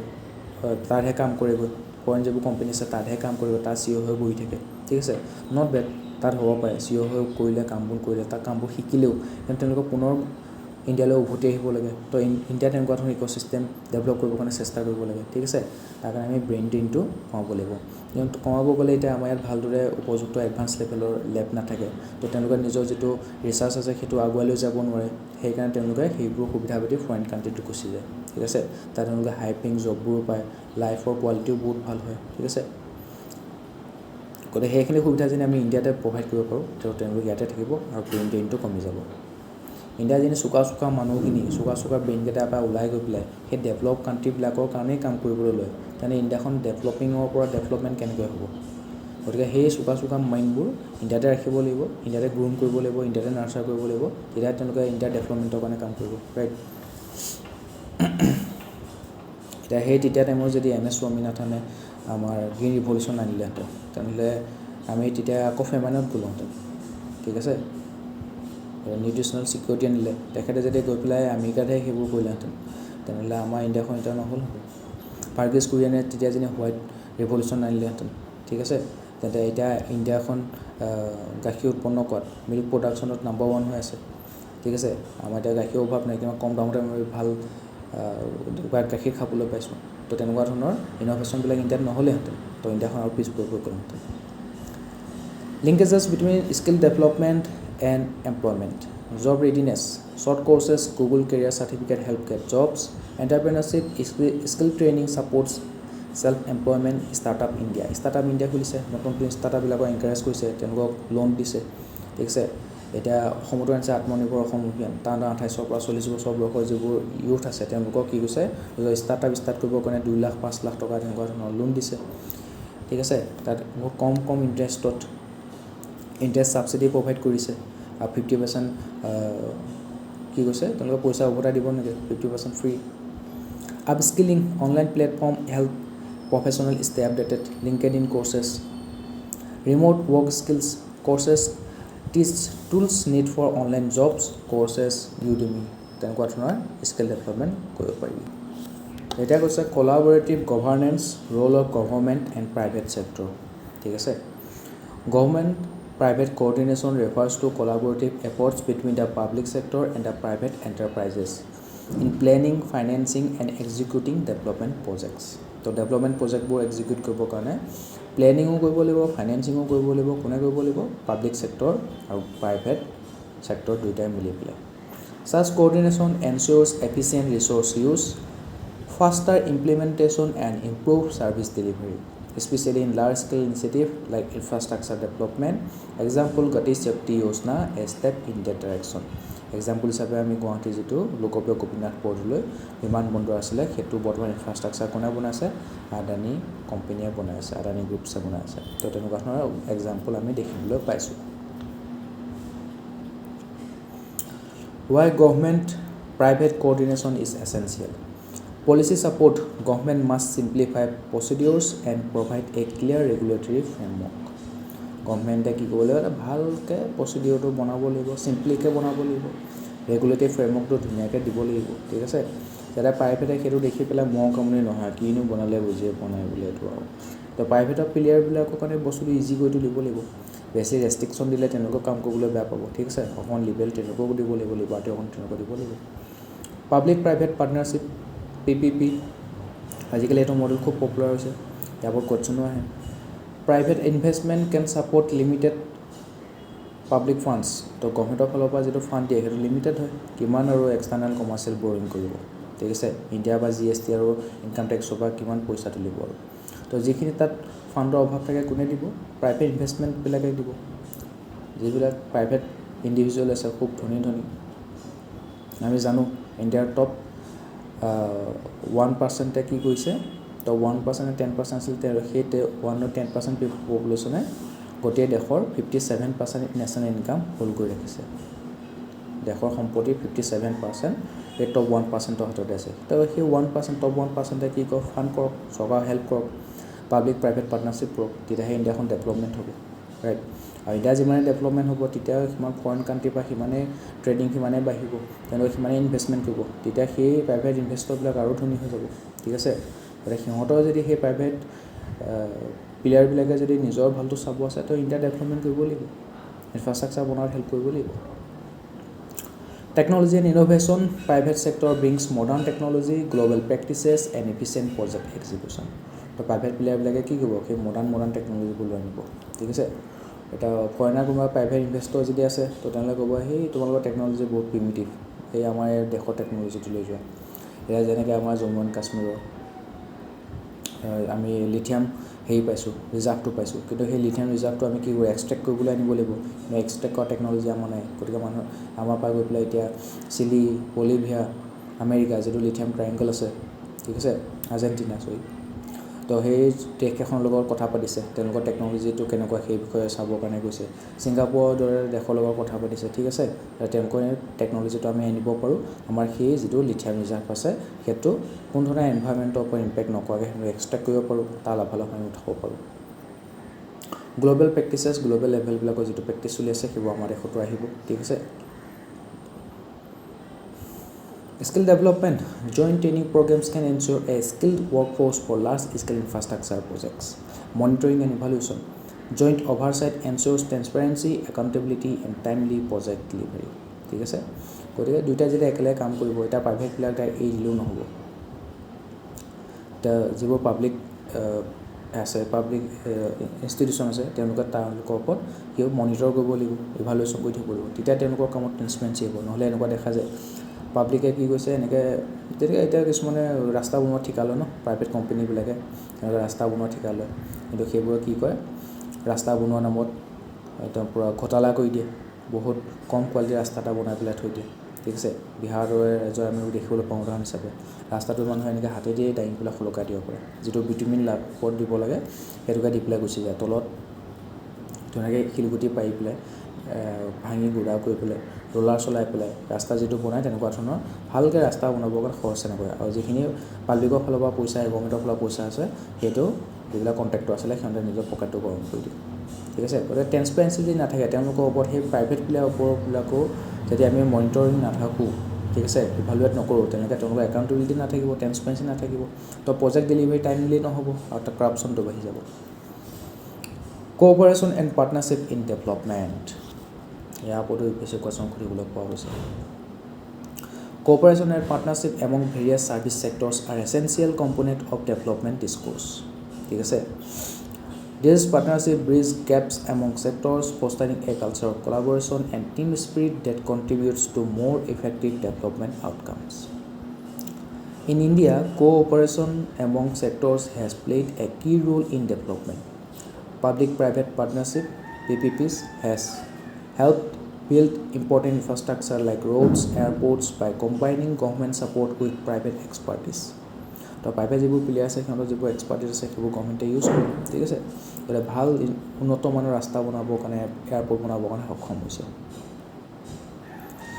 In the health and education sectors, programs like school health initiatives and National Deworming Day show how working together can improve children's well-being.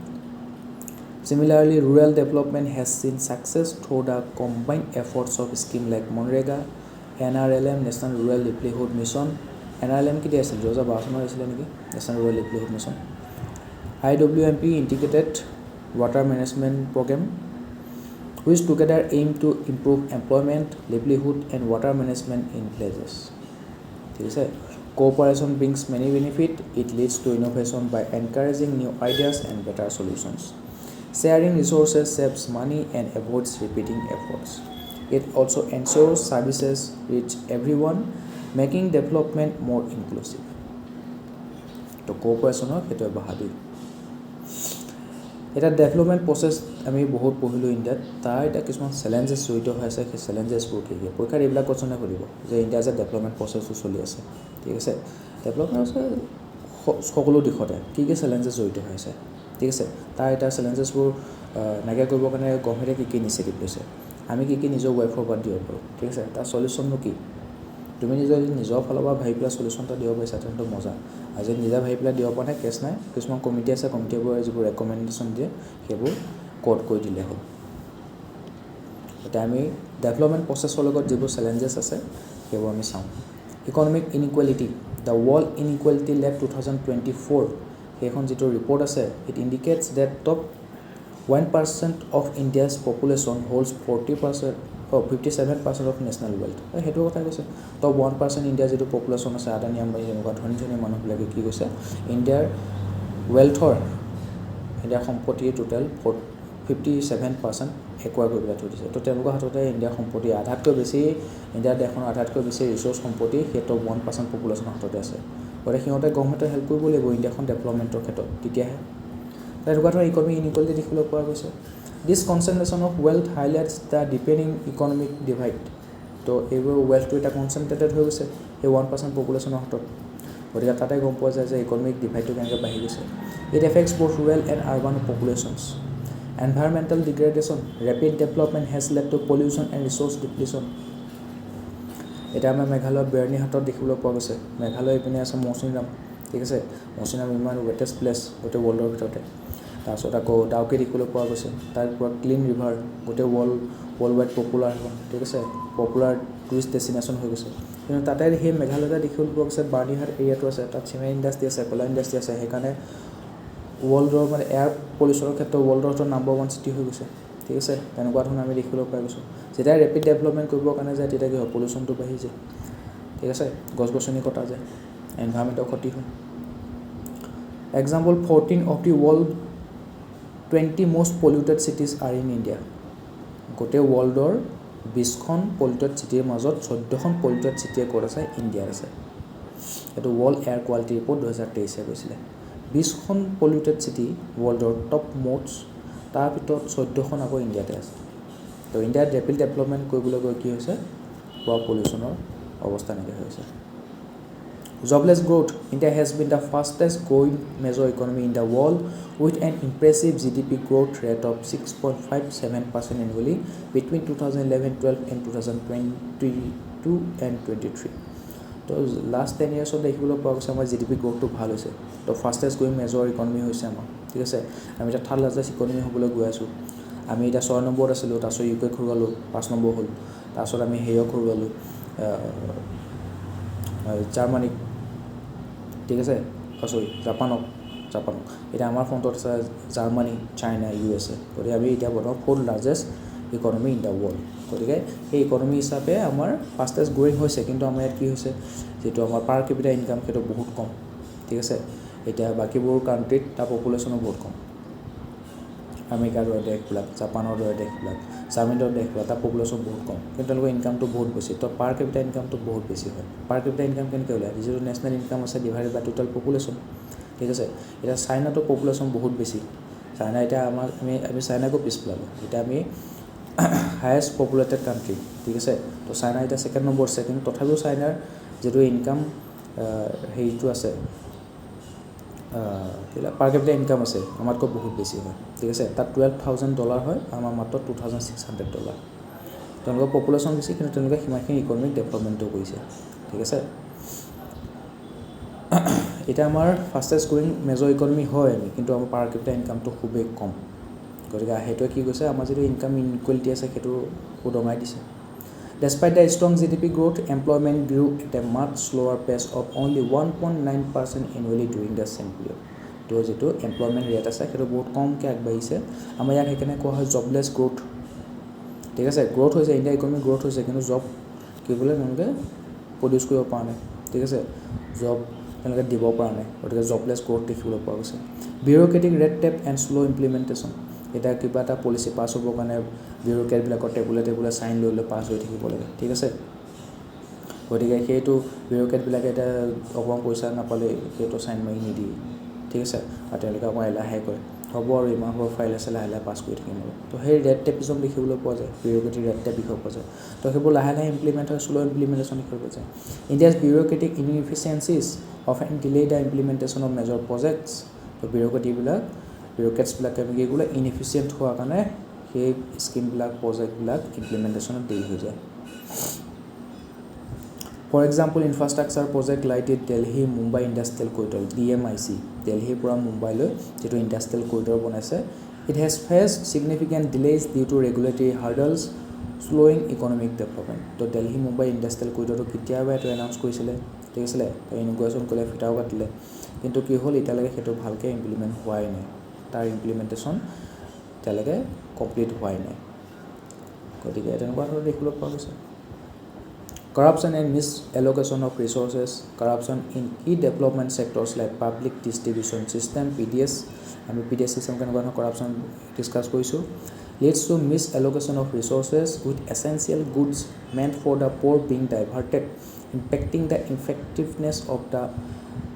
welfare schemes and leading to inequality.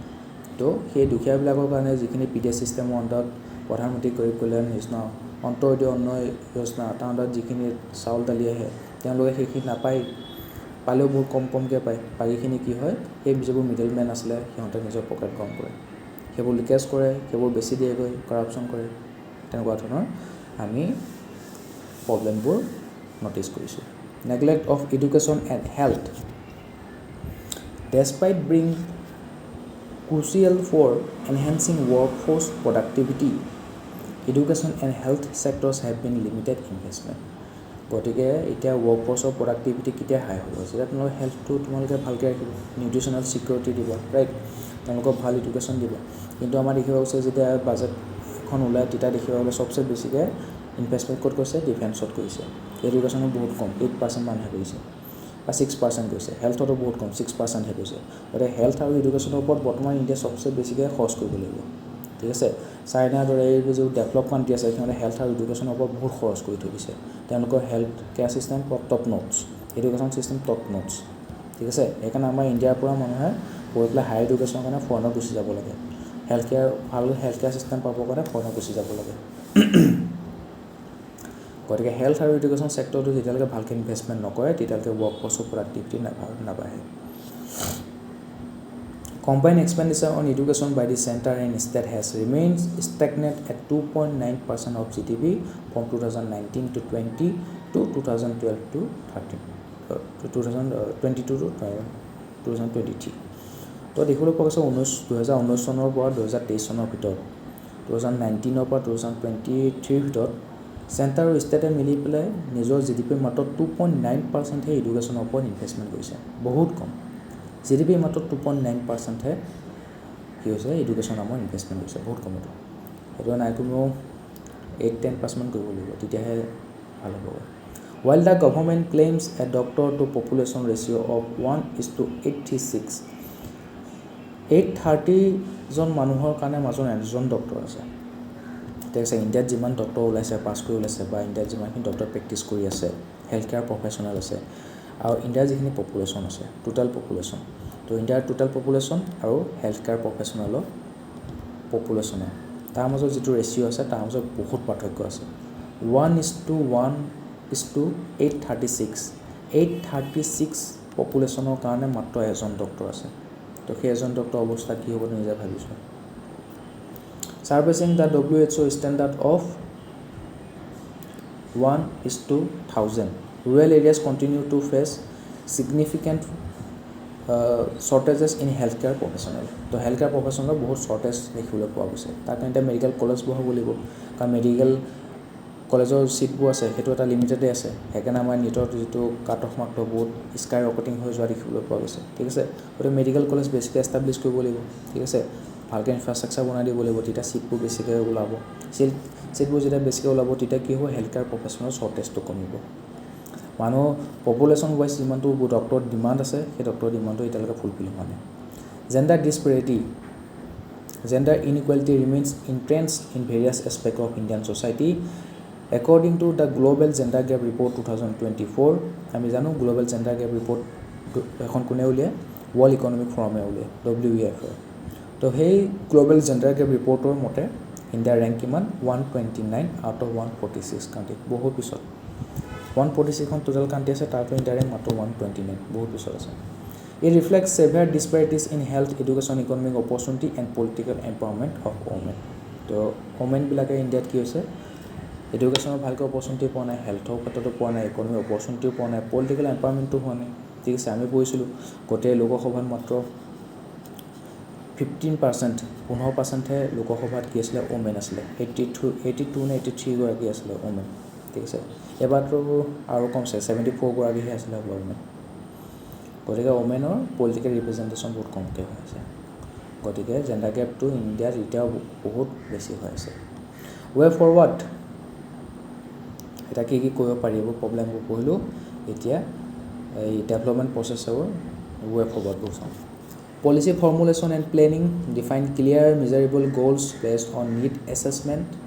Example the 2015 smart cities mission aim to develop 100 cities with advance urban planning and technology আমাৰ যিটো smart city mission আনিছিলে 2015 চনত তাক কাম কি আছিলে 100খন আমি develop city হেৰি কৰিম বনাম য'ত আৰ্বান প্লেনিং কৰি পেলাই বনাব এতিয়া আমাৰ গুৱাহাটীখন আৰ্বান প্লেনিং নাই সেইকাৰণে ইয়াত তোমাৰ এতিয়াও নলা নৰ্দমাবোৰ খানি সেইটো বহল কৰি আছে নতুনকৈ বনাই আছে সেই আৰ্বান প্লেনিং যদি আগতে কৰিলেহেঁতেন প্ৰথমতে ধুনীয়াকৈ নলা নৰ্দমাৰ ব্যৱস্থা কৰিলেহেঁতেন ঠিক আছে আজি কৃত্ৰিম বানপানীৰ দৰে প্ৰব্লেমত মহানগৰবাসী ভুগিব নালাগিলেহেঁতেন ঠিক আছে গতিকে আমি কি কৰিম মানুহে এতিয়া চৰকাৰে গম পালে যে আমি এতিয়া আৰ্বান যিবোৰ এৰিয়া আছে সেইবোৰ বনোৱাৰ আগতে ভালকৈ প্লেনিং কৰিব লাগিব ভাল টেকন'লজি ল'ব লাগিব যাতে এনেকুৱা ধৰণৰ প্ৰব্লেমবোৰ আগলৈ ফেচ নকৰোঁ তাৰ আণ্ডাৰ স্মাৰ্ট চিটি মিছন আনিলে 100খন ভাল চিটি ডেভেলপ কৰিম বুলি কৈছিলে এতিয়ালৈকে সেইটো সম্পূৰ্ণ হোৱাকৈ নাই আৰু আমাৰ নৰ্থ ইষ্টত অসমত স্মাৰ্ট চিটি মিছনৰ নামত গান্ধী মণ্ডপটো ডেভেলপ কৰা হৈছিলে কিন্তু এতিয়াও মহানগৰীত কি হৈছে কৃত্ৰিম বানপানীৰ দৰে প্ৰব্লেম দেখিবলৈ পোৱা গৈছে ট্ৰেফিকৰ দৰে ট্ৰেফিক কনজেশ্যন দেখিবলৈ পোৱা গৈছে ফ্লাইঅভাৰৰ ওপৰত ফ্লাইঅভাৰ বনাই আছে এতিয়া আকৌ ৰিং ৰোড আহি আছে গুৱাহাটীৰ ৰিং ৰোড আই থিংক তেনেকুৱা ধৰণৰ ব্যৱস্থা হাতত লৈ আছে এতিয়া হয়তো লাহেকৈ ট্ৰেফিক কনজেশ্যনটো কমিব stakeholder engagement involve all relevant stakeholders to ensure support and gather insights. Example, the Swachh Bharat Mission engage communities to tailor local sanitation strategies. ঠিক আছে গতিকে আমি সকলো ধৰণৰ ষ্টেক হোল্ডাৰ ইয়াত কি কৰিব লাগিব এনগেজমেণ্ট কৰিব লাগিব এনেকৈ স্বচ্ছ ভাৰত মিছনটো সেইটো এক্সাম্পল হিচাপে দিয়ে আছে প্ৰতিবাৰে সেইটো আমি এক্সামত লিখিব লাগিব সেইটো সেইকাৰণে সক্ষম হৈছিলে কাৰণ কলেজ ইনষ্টিটিউশ্যন চৰকাৰী কৰ্মচাৰী সকলোৱে কি কৈছিলে গাঁৱৰ মানুহ আৰবানৰ মানুহ সকলোৱে স্বচ্ছ ভাৰত মিছনটো কৰিবৰ কাৰণে NGO civil society organisation self help group সকলোৱে কি কৈছিলে স্বচ্ছ ভাৰত মিছনটো সফল হ'বৰ কাৰণে উঠি পৰি লাগিছিলে গতিকে এই ধৰণৰ মানুহৰ পৰা সহায় পাব লাগিব মানুহে এক্টিভলি পাৰ্টিচিপেট কৰিব লাগিব legislation and regulation create legal frameworks to support and enforce policy implementation Example, the GST tax was established through new laws to unify the tax system across India. তো যিবোৰ লেজিসলেশ্যন আছে ৰেগুলেশ্যন আছে সেইবোৰ কি কৰিব লাগিব পলিচি ইমপ্লিমেণ্টেশ্যনত ছাপোৰ্ট কৰিব লাগিব এনফৰ্চ কৰিব লাগিব আগতে আমাৰ ইনডাইৰেক্ট টেক্সবোৰ বহুত আছিলে তো সেইবোৰ অকণ কমপ্লিকেশ্যন হৈছিলে সেইবোৰ ছাবচিউম কৰি পেলাই GSTখন বনাইছিলে ঠিক আছে ইউনিফাইং কৰি দিলে যিটো টেক্স চিষ্টেম আছিলে ওৱান নেশ্যন ওৱান টেক্স তেনেকুৱা ধৰণৰ থিয়ৰি লৈ আহিলে resource allocation provide sufficient funding for policy execution তো পলিচিটো ইমপ্লিমেণ্ট কৰিবৰ কাৰণে ছাফিচিয়েণ্ট ফাণ্ডিঙতো দিব লাগিব Example, Monrega was funded to guarantee rural employment for 100 days per household annually. So, Monrega under tomar 100 dinor tumi minimum employment guarantee paba. Kintu tar kane tumi 100 dinor paisa dibo libo. Tar kane tumi jikini sufficient funding lage, required funding lage, hekin tumi provide koribo libo. Monitoring and evaluation, set and assess performance metrics to track policy successes. Example, the Pradhan Mantri Jan Dhan Yojana use monitoring to track new bank accounts, assessing financial inclusion effort. ঠিক আছে তো আমি এইবোৰ দেখিবলৈ পাইছোঁ যে প্ৰধানমন্ত্ৰী জন ধন যিটো যোজনা আছিলে জন ধন যোজনা আণ্ডাৰত তোমাৰ কি কৰিব পাৰিছিলে তুমি জিৰ' বেলেঞ্চ একাউণ্ট তুমি খুলিব পাৰিছিলা ঠিক আছে তো মানুহবিলাকৰ ফাইনেন্সিয়েল ইনক্লুজন হৈছিলে আৰু লাষ্টত গৈ পেলাই সেই ফাইনেন্সিয়েল ইনক্লুজন হোৱাৰ কাৰণে প্ৰায় 80 কৰোৰ মানুহে কি কৰিছিলে একাউণ্ট খুলিছিলে আৰু তেওঁলোকক DBT দিবৰ কাৰণে ডাইৰেক্ট বেনিফিট ট্ৰান্সফাৰ দিবৰ কাৰণে সুবিধা হৈছিলে ঠিক আছে এইটো এটা কিন্তু সম্পূৰ্ণ হয়তো খুবেই ভাল এটা ইনিচিয়েটিভ আছিলে আৰু সেইটো সফলো হৈছিলে তাৰ কাৰণে প্ৰধানমন্ত্ৰীয়ে নিজে এৱাৰনেছ আগবঢ়াইছিলে মন কী বাতৰ দৰে প্ৰগ্ৰামত তাৰ আলোচনা কৰিছিলে ঠিক আছে তাৰ যিবোৰ লাভালাভ আছে সেইবোৰ আলোচনা কৰিছিলে তো মানুহৰ এৱাৰনেছ আহিলে তো সেইকাৰণে তেওঁলোকে মানুহক গম পালে যে এইটো খুলিলে আমাৰ ভালেই হ'ব গতিকে তেওঁলোকে এইটো পাৰ্টিচিপেট কৰিলে তো তেওঁলোকে এক্টিভ পাৰ্টিচিপেশ্যনৰ কাৰণে প্ৰধানমন্ত্ৰী জন ধন যোজনা সফল হৈছিলে ইয়াৰ পিছত আছে চিভিল সোসাইটি তাৰ সিগনিফিকেন্স কি হ'ব আৰু কন্ট্ৰিবিউশনবোৰ কি আছে ঠিক আছে তো আমি চিভিল সোসাইটিৰ বিষয়ে অকমান পঢ়ম Civil society encompasses a wide range of entities such as organizations, community groups, NGOs, labor unions, indigenous groups, charitable organizations, faith-based organizations, professional associations, and foundations as defined by the World Bank. To World Bank civil society definition to enake dise je civil society kun thakibo NGO thakibo labor union বোৰ থাকিব community group থাকিব organisation থাকিব ঠিক আছে charitable organisation থাকিব faith বেছ organisation থাকিব professional association থাকিব তো ইয়াতো বহুত ব্ৰডলি ইয়াক ডিফাইন কৰিছে ৱৰ্ল্ড বেংকে civil society organizations CSOs are characterized by voluntary participation, non-profit motivation, pluralism and accountability ঠিক আছে They operate independently from the government and business sectors, advocating for the rights of marginalized groups and promoting social good. তো তেওঁলোকে government আৰু business সেক্টৰৰ পৰা independently কাম কৰিব আৰু তেওঁলোকে যিবোৰ মাৰ্জিনেলাইজ গ্ৰুপবোৰ আছে সেই সিহঁতৰ যিবোৰ অধিকাৰ আছে সিহঁতৰ কাৰণে এডভোকেট কৰিব আৰু ছ'চিয়েল গুডটো প্ৰমোট কৰিব prominent examples of CSOs civil society organizations include the Worldwide Fund for Nature WWF মানে World Wrestling Federation হয় জানো হয় সেইটো হয় তাৰপিছত তাৰ নতুন নাম কি দিলে WWE World Wrestling Entertainment কিন্তু ইয়াত WWF ৰ বেলেগ বুজাইছে ইয়াৰ WWF ৰ ফুল ফৰ্মটো হ'ল Worldwide Fund for Nature গতিকে প্ৰকৃতিৰ কাৰণে ৱৰ্ল্ডৱাইড লেভেলত এটা ফাণ্ড খুলিছে Worldwide Fund WWF for Nature প্ৰকৃতিৰ কাৰণে Greenpeace and the Danish Refugee Council and the Reporters Without Borders তো এইবিলাকে তোমাক কি কৈছে কিছুমান CSO এক্সাম্পল হয় civil society organisation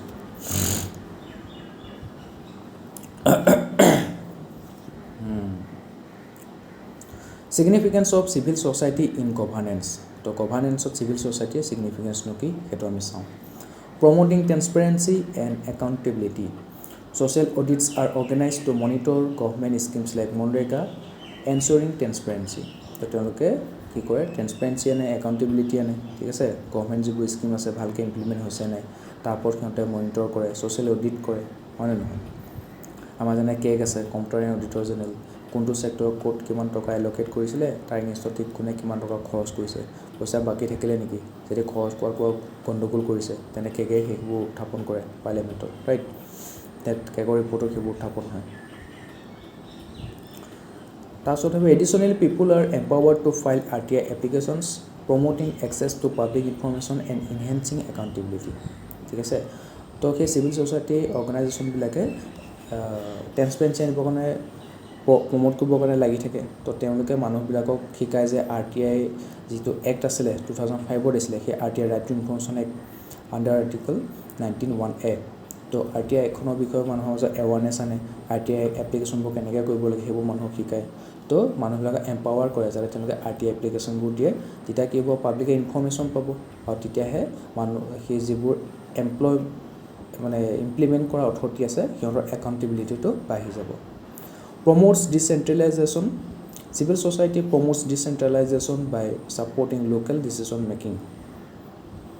democratic decentralization পঞ্চায়তৰ উদাহৰণ হৈছে ঠিক আছে তো প্ৰথমৰ পৰা টপ লেভেল গভৰ্ণমেণ্টছ আমি দেখিবলৈ পাইছোঁ নীতি আয়োগৰ আণ্ডাৰত তো লোকেল লেভেলত যাতে ডিচিশ্যন মেকিং হয় সেইটো চিভিল ছ'চাইটি অৰ্গেনাইজেশ্যনবোৰে কি কৰিব সেইটো প্ৰমোট কৰিব ই ষ্ট্ৰেংথেন PRIs and urban local bodies encouraging active participation in Gram Sabhas and ward committees. ঠিক আছে act as a watchdog civil society keeps an eye on government actions and exposes corruption or delays তো তেওঁলোকে কি হয় watchdog বুলি কৈছে তো তেওঁলোকে চাব গভৰ্ণমেণ্টৰ একশ্যনবোৰ ভালকৈ ইমপ্লিমেণ্ট কৰিছে নাই স্কিমবোৰ ভালকৈ ইমপ্লিমেণ্ট কৰিছে নাই কৰাপশ্যন হৈছে নেকি বা ইমপ্লিমেণ্ট কৰাত ডিলে হৈছে নেকি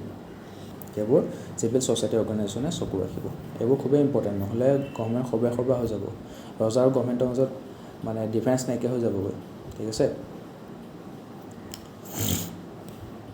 অট'ক্ৰেটিক ছ'চাইটি হৈ যাব তেতিয়া through campaigns media and legal action it brings important issues to public attention and demands accountability তো মিডিয়াৰ সহায়তে হওক বা কেম্পেইনৰ সহায়তে হওক তেওঁলোকে বা লিগেল একশ্যনৰ সহায়তে হওক চিভিল ছ'চাইটি অৰ্গেনাইজেশ্যন CSOবিলাকে কি কৰিছিলে এই যিবোৰ ইম্পৰ্টেণ্ট ইছ্যু আছে সেইবোৰ পাব্লিক এটেনশ্যনলৈ আনিছিলে আৰু একাউণ্টেবিলিটি ডিমাণ্ড কৰিছিলে NGOs such as the Center for Science and Environment CSE Center for Science and Environment act as watchdogs ensuring that environmental policies are not only formulated but also properly implemented তো এনভাইৰনমেণ্টক centre কৰি পেলাই যিবোৰ policy বনোৱা হয় environmental পলিচিবোৰ কেৱল বনালেই নহ'ব সেইবোৰ ভালকৈ যাতে ইমপ্লিমেণ্টটো কৰে তাৰ কাৰণে এটা NGO আছে নামটো হ'ল Centre for Science and Environment ঠিক আছে তো তেনেকুৱা ধৰণৰ NGOটো এটা চিভিল ছ'চাইটি অৰ্গেনাইজেশ্যনৰ পাৰ্ট হয় encourages innovation and partnerships. Civil society fosters innovation and partnership by collaborating with the government and private sector to improve service delivery. Example include health camps, school improvement programs and sanitation drive. So school jare jibur infrastructure আছে সেইবোৰ improvement হওক তেওঁলোকৰ education কোৱালিটিটো improvement হওক ঠিক আছে তাৰপিছত sanitation ড্ৰাইভছবোৰ আনে হেল্থৰ কেম্পবোৰ বহায় এতিয়া যিবোৰ ৰিম'ট এৰিয়া আছে তাত তেওঁলোকে ভেকচিনেশ্যনৰ কেম্পবিলাক বহাই দেখিবলৈ পোৱা গৈছে ঠিক আছে তাৰপিছত চেনিটেশ্যন ড্ৰাইভ তেওঁলোকে দেখিবলৈ পোৱা গৈছে তো তেনেকুৱা ধৰণৰ কাৰ্যসূচীবোৰ হাতত লয় চিভিল ছ'চাইটি অৰ্গেনাইজেশ্যনবিলাকে ঠিক আছে আৰু তেওঁলোকে গভৰ্ণমেণ্টৰ লগতো কেতিয়াবা কলাবৰেট কৰে বা প্ৰাইভেট ছেক্টৰটোৰ লগত কলাবৰেট কৰে তেতিয়া সেইবোৰ সহায়ত তেওঁলোকে কি কয় ছাৰ্ভিচ ডেলিভাৰীটো ইম্প্ৰুভ কৰিবলৈ চেষ্টা কৰে Investing in capacity building, institutions like Azim Premji University offer specialized courses for NGO professional. তো সেই NGO যে জড়িত হৈ আছে সেই মানুহবিলাকে যেনে এইবোৰ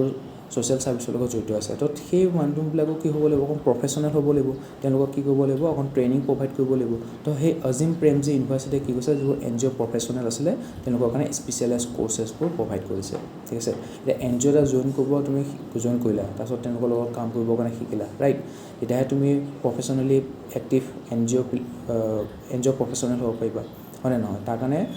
আজিম প্ৰেমজি ইউনিভাৰ্চিটি কি কৈছে স্পেচিয়েলাইজ কোৰ্চ অফাৰ কৰিছে হেল্পিং বিল্ড দেয়াৰ কেপেবিলিটিজ তো NGO যিবোৰ প্ৰফেচনেল আছে সিহঁতৰ কেপাচিটি বিল্ডিং হ'ব to manage and lead organisation effectively তেতিয়াহে সেই অৰ্গেনাইজেশ্যনটো ভালকৈ মেনেজ কৰিব পাৰিব আৰু ভালকৈ লিড ল'ব পাৰিব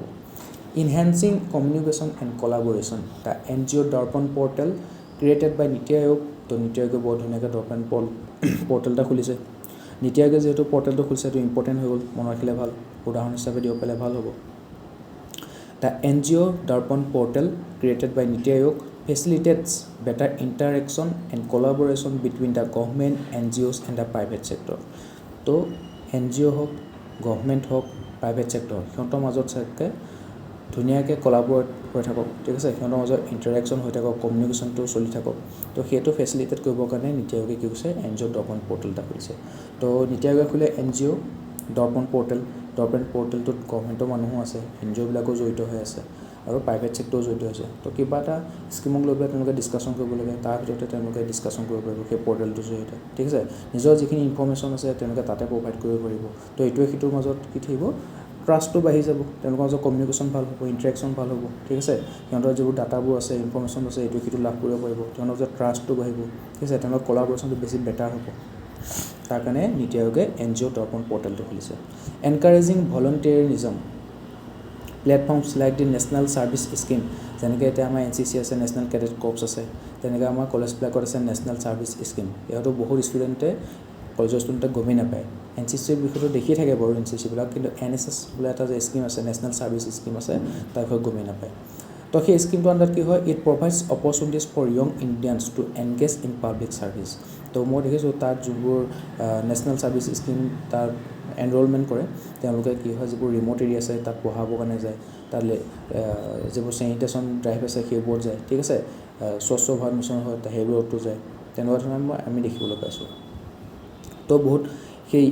য়ংগাৰ ডেইজৰ পৰাই সেই কলেজ ষ্টুডেণ্টবিলাকক যেতিয়া এনেকুৱা ধৰণৰ পাব্লিক ছাৰ্ভিচত এংগেজ কৰা হয়, তো তেওঁলোকৰ মানে অট'মেটিকলি তেওঁলোকে কি হয়, মনত পাব্লিক ছাৰ্ভিচৰ কাৰণে ধাৰণাটো আহে, মানে যে আমাৰ কাণ্ট্ৰিখনৰ কাৰণে মোৰ এইখিনি কাম কৰিব আছে, ঠিক আছে। এতিয়া কাণ্ট্ৰিখনৰ কাৰণে তুমি আৰ্মিও জইন কৰিব পাৰা, গৈ পেলাই ইণ্ডিয়াৰ কাণ্ট্ৰিখনত তুমি ডিফেন্স দি আছা, ৱাৰত গৈছা তুমি, ঠিক আছে, তো ইণ্ডিয়াক তুমি প্ৰটেক্ট কৰি আছা, তো সেইটো এটা হৈছে নিজৰ দেশখনক ছাৰ্ভিচ দিব পাৰা। নহ'লে তুমি দেশৰ যিবোৰ ছ'চিয়েল ছাৰ্ভিচ কাম আছে তাতো তুমি নিজকে হেৰি কৰিব পাৰা, জড়িত কৰিব পাৰা, ঠিক আছে। তো তাৰ কাৰণে তোমাক কি কৈছে, এতিয়া যি মূলা পাহে এটা দুপাতত আছে, গতিকে তুমি সৰুৰ পৰাই এই বস্তুটো ভাজ দিব লাগিব, ঠিক আছে। গতিকে সেই য়ং যিবোৰ ইণ্ডিয়ানছ আছে, কলেজৰ ষ্টুডেণ্ট আছে, সিহঁতক নেশ্যনেল ছাৰ্ভিচ স্কিমৰ আণ্ডাৰত পাব্লিক ছাৰ্ভিচ কৰিবৰ কাৰণে সুবিধা দিয়া হয়। যেতিয়া তেওঁলোকে এংগেজ হ'ব, তেতিয়াহে তেওঁলোকৰ কি হ'ব, নিজৰ দেশখনৰ প্ৰতি, নিজৰ ছ'চাইটিৰ প্ৰতি ছাৰ্ভিচ আগবঢ়াবৰ কাৰণে মন কৰিব। ইয়াৰ বাই ষ্ট্ৰেংথেনিং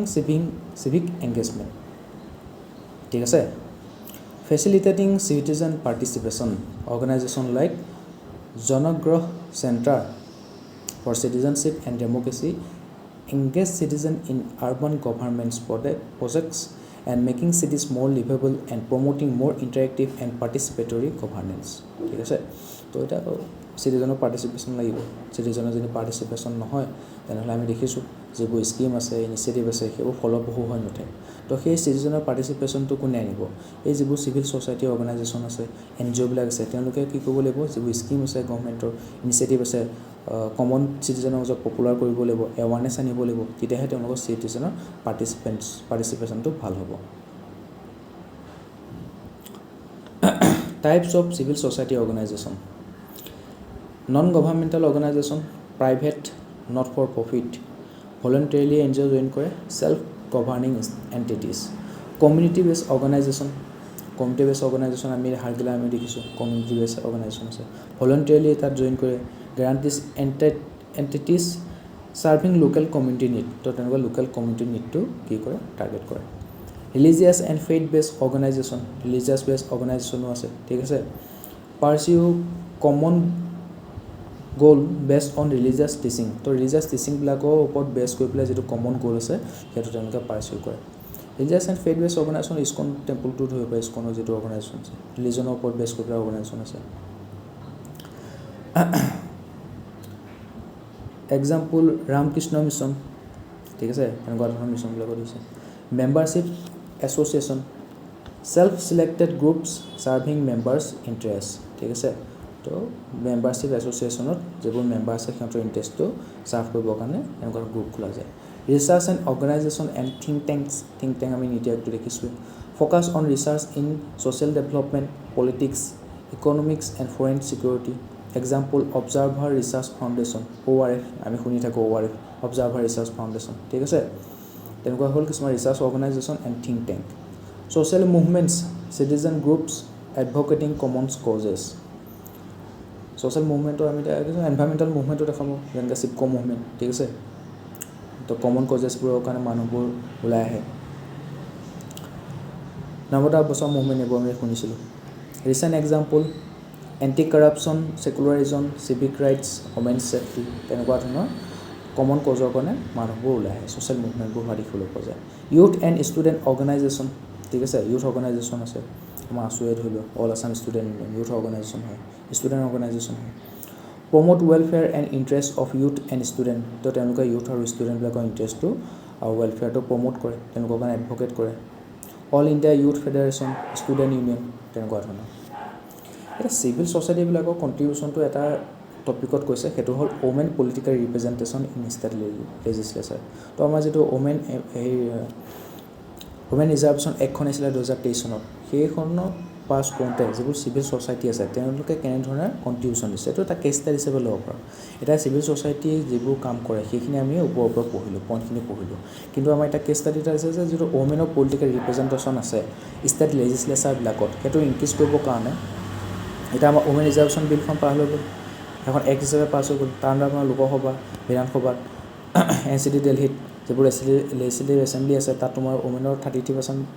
চিটটো ৰিজাৰ্ভ হৈ গ'ল। এতিয়া ইমপ্লিমেণ্ট হোৱা নাই, 2026 চনত যেতিয়া ডিলিমিটেশ্যন কমিশ্যন হ'ব, চেঞ্চাছ হ'ব, ঠিক আছে, তাৰপিছত ডিলিমিটেশ্যন হ'ব, তাৰপিছত কি হ'ব সেইটো ইমপ্লিমেণ্ট হ'ব। কিন্তু সেই এক্টখন পাছ কৰোঁতে চিভিল ছ'চাইটি অৰ্গেনাইজেশ্যনবোৰে কেনেকুৱা ধৰণৰ কণ্ট্ৰিবিউশ্যন জনাইছিলে সেইটো আমি এজ এ কেছ ষ্টাডি হিচাপে পঢ়িলে আমাৰ কনচেপ্টটো আৰু ক্লিয়াৰ হৈ যাব। Contribution of civil society organisation in women's political reservation in state legislature, আৰু এই টপিকটোৰ ওপৰত UPSC 2023 চনত কুৱেশ্যনটো সুধিছিলে। চেঞ্চিটাইজেশ্যন কেনেকৈ কৰে? Groups like Jagori and Swayam run awareness campaigns on women rights and promote political participation at community level.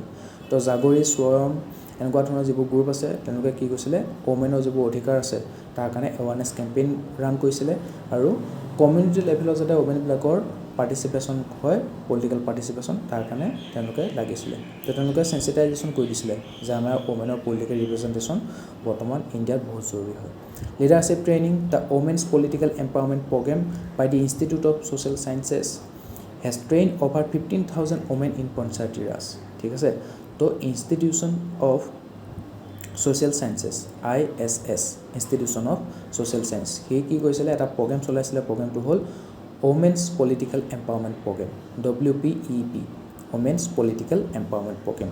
তো সেই প্ৰগ্ৰেমটোৰ আণ্ডাৰত কি হৈছিলে, পঞ্চায়তী ৰাজত যিখিনি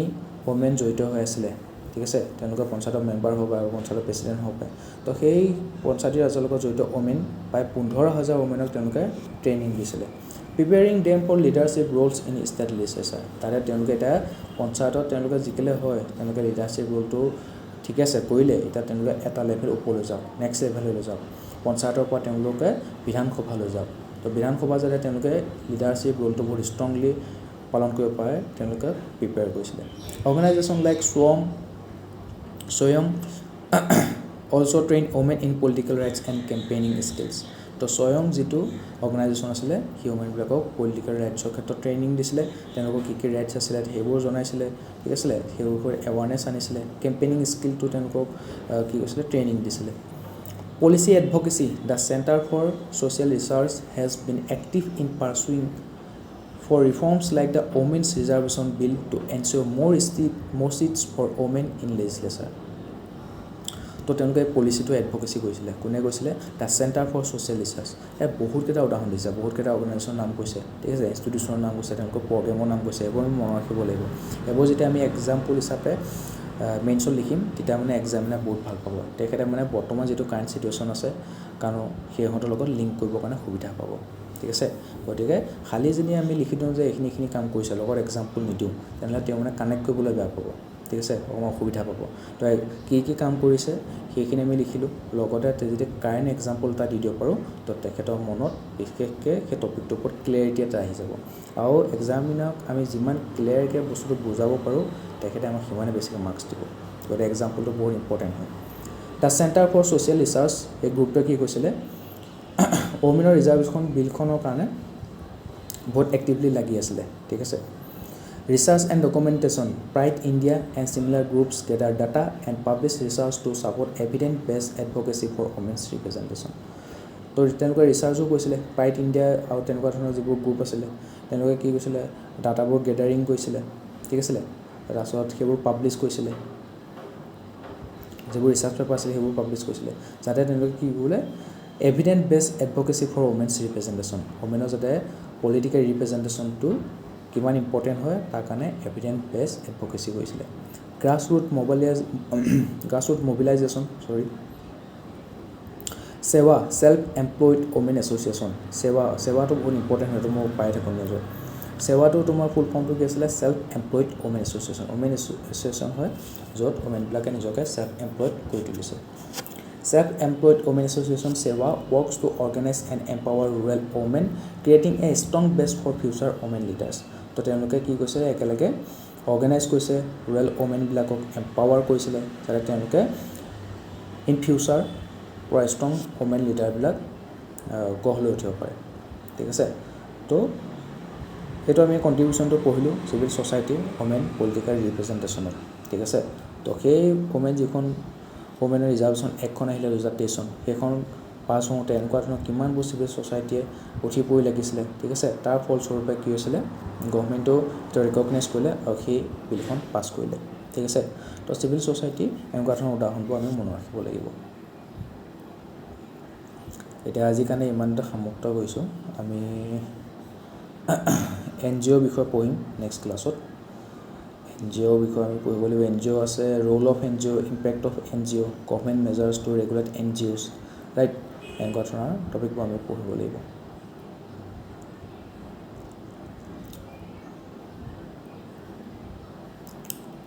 কাম এটা NGOটো পঢ়িয়ে দিওঁ আজি NGOটো যিহেতু চিভিল ছ'চাইটি অৰ্গেনাইজেশ্যনটো পঢ়িছোঁ গতিকে NGOটো একেলগে পঢ়িলে মানে কি হ'ব আমাৰ কাৰণে লিংক কৰিবৰ কাৰণে সুবিধা হ'ব মানে ঠিক আছে NGOটো আজি পঢ়ি দিওঁ NGO, Non-Governmental Organization. An NGO, non-governmental organization, is defined by the World Bank as a non-profit organization that pursues activities to relieve suffering and promote the interests of the poor, protect the environment, and provide basic social services or undertake community development. ঠিক আছে তো world বেংকে আকৌ define কৰিছে গতিকে NGOs উপযোগী কোৱেশ্যনটো আহে suppose তাৰ লগৰ ৰিলেটেড একো ডাটা বিচাৰি পোৱা নাই ইন্ট্ৰডাকশ্যন বিচাৰি পোৱা নাই তো ৱৰ্ল্ড বেংকে তো ধুনীয়াকৈ NGOটো ডিফাইন কৰি থৈ দিছে তো সেই ডেফিনেশ্যনটোৰ পৰা ষ্টাৰ্ট কৰিব পৰা যায় ঠিক আছে ৱৰ্ল্ড বেংকে ডিফাইন কৰিছে যে নট ফৰ প্ৰফিট অৰ্গেনাইজেশ্যন হয় NGOবিলাক তেওঁলোকে কি কৰে প'ৰৰ যেটো ইণ্টাৰেষ্ট আছে প'ৰ পিপলবিলাকৰ যেটো ইণ্টাৰেষ্ট আছে সেইটো প্ৰমোট কৰে এনভাইৰনমেণ্টেল প্ৰটেকশ্যনৰ কাৰণে এক্টিভিটিবোৰ হাতত লয় ঠিক আছে বেছিক যিবোৰ ছ'চিয়েল ছাৰ্ভিচ আছে সেইবোৰ প্ৰভাইড কৰে ঠিক আছে কমিউনিটি ডেভেলপমেণ্টৰ কাৰণে কাম কৰে in India NGOs R legally classified into 3 main types ইণ্ডিয়াত আকৌ NGO তিনিটা প্ৰকাৰৰ আছে ঠিক আছে সেইটো মনত ৰাখিবা NGO বুলি ক'লে তিনিটা প্ৰকাৰ আছে ইণ্ডিয়াত societies registered under societies registration act 1860 1860 চনতে 1860তে এখন এক আহিছিলে নামটো হ'ল ছ'চাইটিজ ৰেজিষ্ট্ৰেশ্যন এক্ট বিভিন্ন ছ'চাইটি খুলিলে আমি কোঅপাৰেটিভ ছ'চাইটিও পাইছোঁ ঠিক আছে তো সেইবোৰ ছ'চাইটি আছে সেইবোৰ ছ'চাইটি কি কৰিব লাগিব ৰেজিষ্ট্ৰেশ্যন কৰিব লাগিব ছ'চাইটিজ ৰেজিষ্ট্ৰেশ্যন এক্ট 1860 তাৰ আণ্ডাৰত ৰেজিষ্টাৰ থকাবিলাকক ছ'চাইটিজ বুলি কোৱা হয় ট্ৰাষ্ট কিছুমান আছে ট্ৰাষ্ট শুনিছা তোমালোকে ট্ৰাষ্ট তো সেই ট্ৰাষ্টেছবিলাক কি হয় governed by the Indian Trust Act 1882 1882 চনত এখন এক আহিছিলে ইণ্ডিয়ান ট্ৰাষ্ট এক্ট 1882 সেই তাৰ আণ্ডাৰত গভৰ্ণ কৰা হ'ব ট্ৰাষ্ট বুলি কোৱা হ'ব ঠিক আছে এণ্ড ছেকশ্যন 8 কোম্পানীজ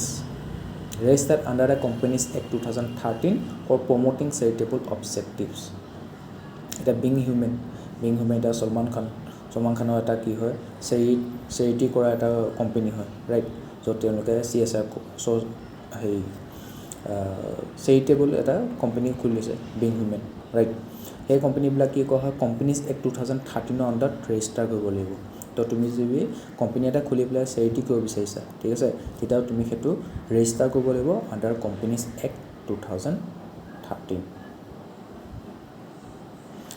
এতিয়া সেইবোৰ এইকাৰণে কৰা হয় কাৰণ কৰ্পৰেট ছ'চিয়েল ৰেছপনচিবিলিটি বুলি কনচেপ্ট এটা আছে ঠিক আছে যিবোৰ কৰ্পৰেটছ আছে তেওঁলোকে কি বোলে ছ'চাইটিৰ প্ৰতি যিটো ৰেছপনচিবিলিটিছ আছে সেইটো পূৰ কৰিব লাগিব তো ITC তোমালোকে কোম্পানী এটাৰ নাম শুনিছা ITC কোম্পানী চিগাৰেট বনায় চিগাৰেটৰ পেকেটবোৰ দিছে ন তাত ITC বুলি লিখা থাকিব চাবা সেই ITC কোম্পানীয়ে তোমাৰ ক্লাছমেট মানে কোম্পানীটো বনাইছিলে যাতে তেওঁলোকে যিটো কৰ্পৰেট ছ'চিয়েল ৰেছপনচিবিলিটি আছে সেইটো নিভাবৰ কাৰণে তো সেই চিগাৰেট বনোৱা কোম্পানীটোৱে কি কৈছে এডুকেশ্যনৰ নামত ক্লাছমেটৰ দৰে আমি এতিয়া ক্লাছমেটৰ কিমান মানে পপুলাৰ হয় ক্লাছমেটৰ বহি ইউজ কৰোঁ দেখিও ভাল লাগে পেপাৰটো বহুত স্মুথ হয় তাৰপিছত ক্লাছমেটৰ কলম ওলাইছে ক্লাছমেটৰ আমি যাতে বক্স ইউজ কৰিছিলোঁ ৰাইট তো সেই ITC এই কোম্পানীটো যিটো পেৰেণ্ট কোম্পানী হ'ল ITC কোম্পানী যে চিগাৰেট বনাইছিলে সিয়ে তাৰ আণ্ডাৰ কৰ্পৰেট ছ'চিয়েল ৰেছপনচিবিলিটি নিভাবৰ কাৰণে ছ'চাইটিৰ প্ৰতি যিটো ৰেছপনচিবিলিটি আছে সেইটো নিভাবৰ কাৰণে এডুকেশ্যন ৰিলেটেড সেই ক্লাছমেট কোম্পানীটো জন্ম দিছিলে ৰাইট খালি সকলোবোৰ যে চেৰিটি কৰিব বিচাৰিছে কোম্পানী খুলি সেইবোৰ কোম্পানীজ এক্ট 2013 আগত ৰেজিষ্টাৰ কৰিব লাগিব তো এনজিঅ'বিলাক তিনিটা প্ৰকাৰ পালোঁ ছ'চাইটিজ কোনখন এক্টৰ আণ্ডাৰত ৰেজিষ্ট্ৰেশ্যন কৰা থাকিব ছ'চাইটিজ ৰেজিষ্ট্ৰেশ্যন এক্ট 1860 তাৰপিছত ট্ৰাষ্টবিলাক কোনখন এক্টৰ আণ্ডাৰ ৰেজিষ্ট্ৰেশ্যন কৰা থাকিব ইণ্ডিয়ান ট্ৰাষ্ট এক্ট 1882 তাৰপিছত পালোঁ ছেকশ্যন 8 কোম্পানীজ যিবোৰ চেৰিটেবল কোম্পানী হয় কোনখন এক্টৰ আণ্ডাৰত ৰেজিষ্ট্ৰেশ্যন কৰা থাকিব কোম্পানীজ এক্ট 2013 তো ছ'চাইটিজ ট্ৰাষ্ট এণ্ড চেৰিটেবল কোম্পানীবিলাক ঠিক আছে চেৰিটি কোম্পানীবিলাক সেইবোৰ হৈছে NGO ভাগ ইণ্ডিয়াত As per a 2019 report by the Ministry of Statistics and Program Implementation MOSPI বুলি কয় short form to MOSPI Statistics and Program Implementation Ministry to কি কৈছে এটা ৰিপৰ্ট দিছে 2019 চনত টাউনত India হাউজেছ approximately 3.2 million NGOs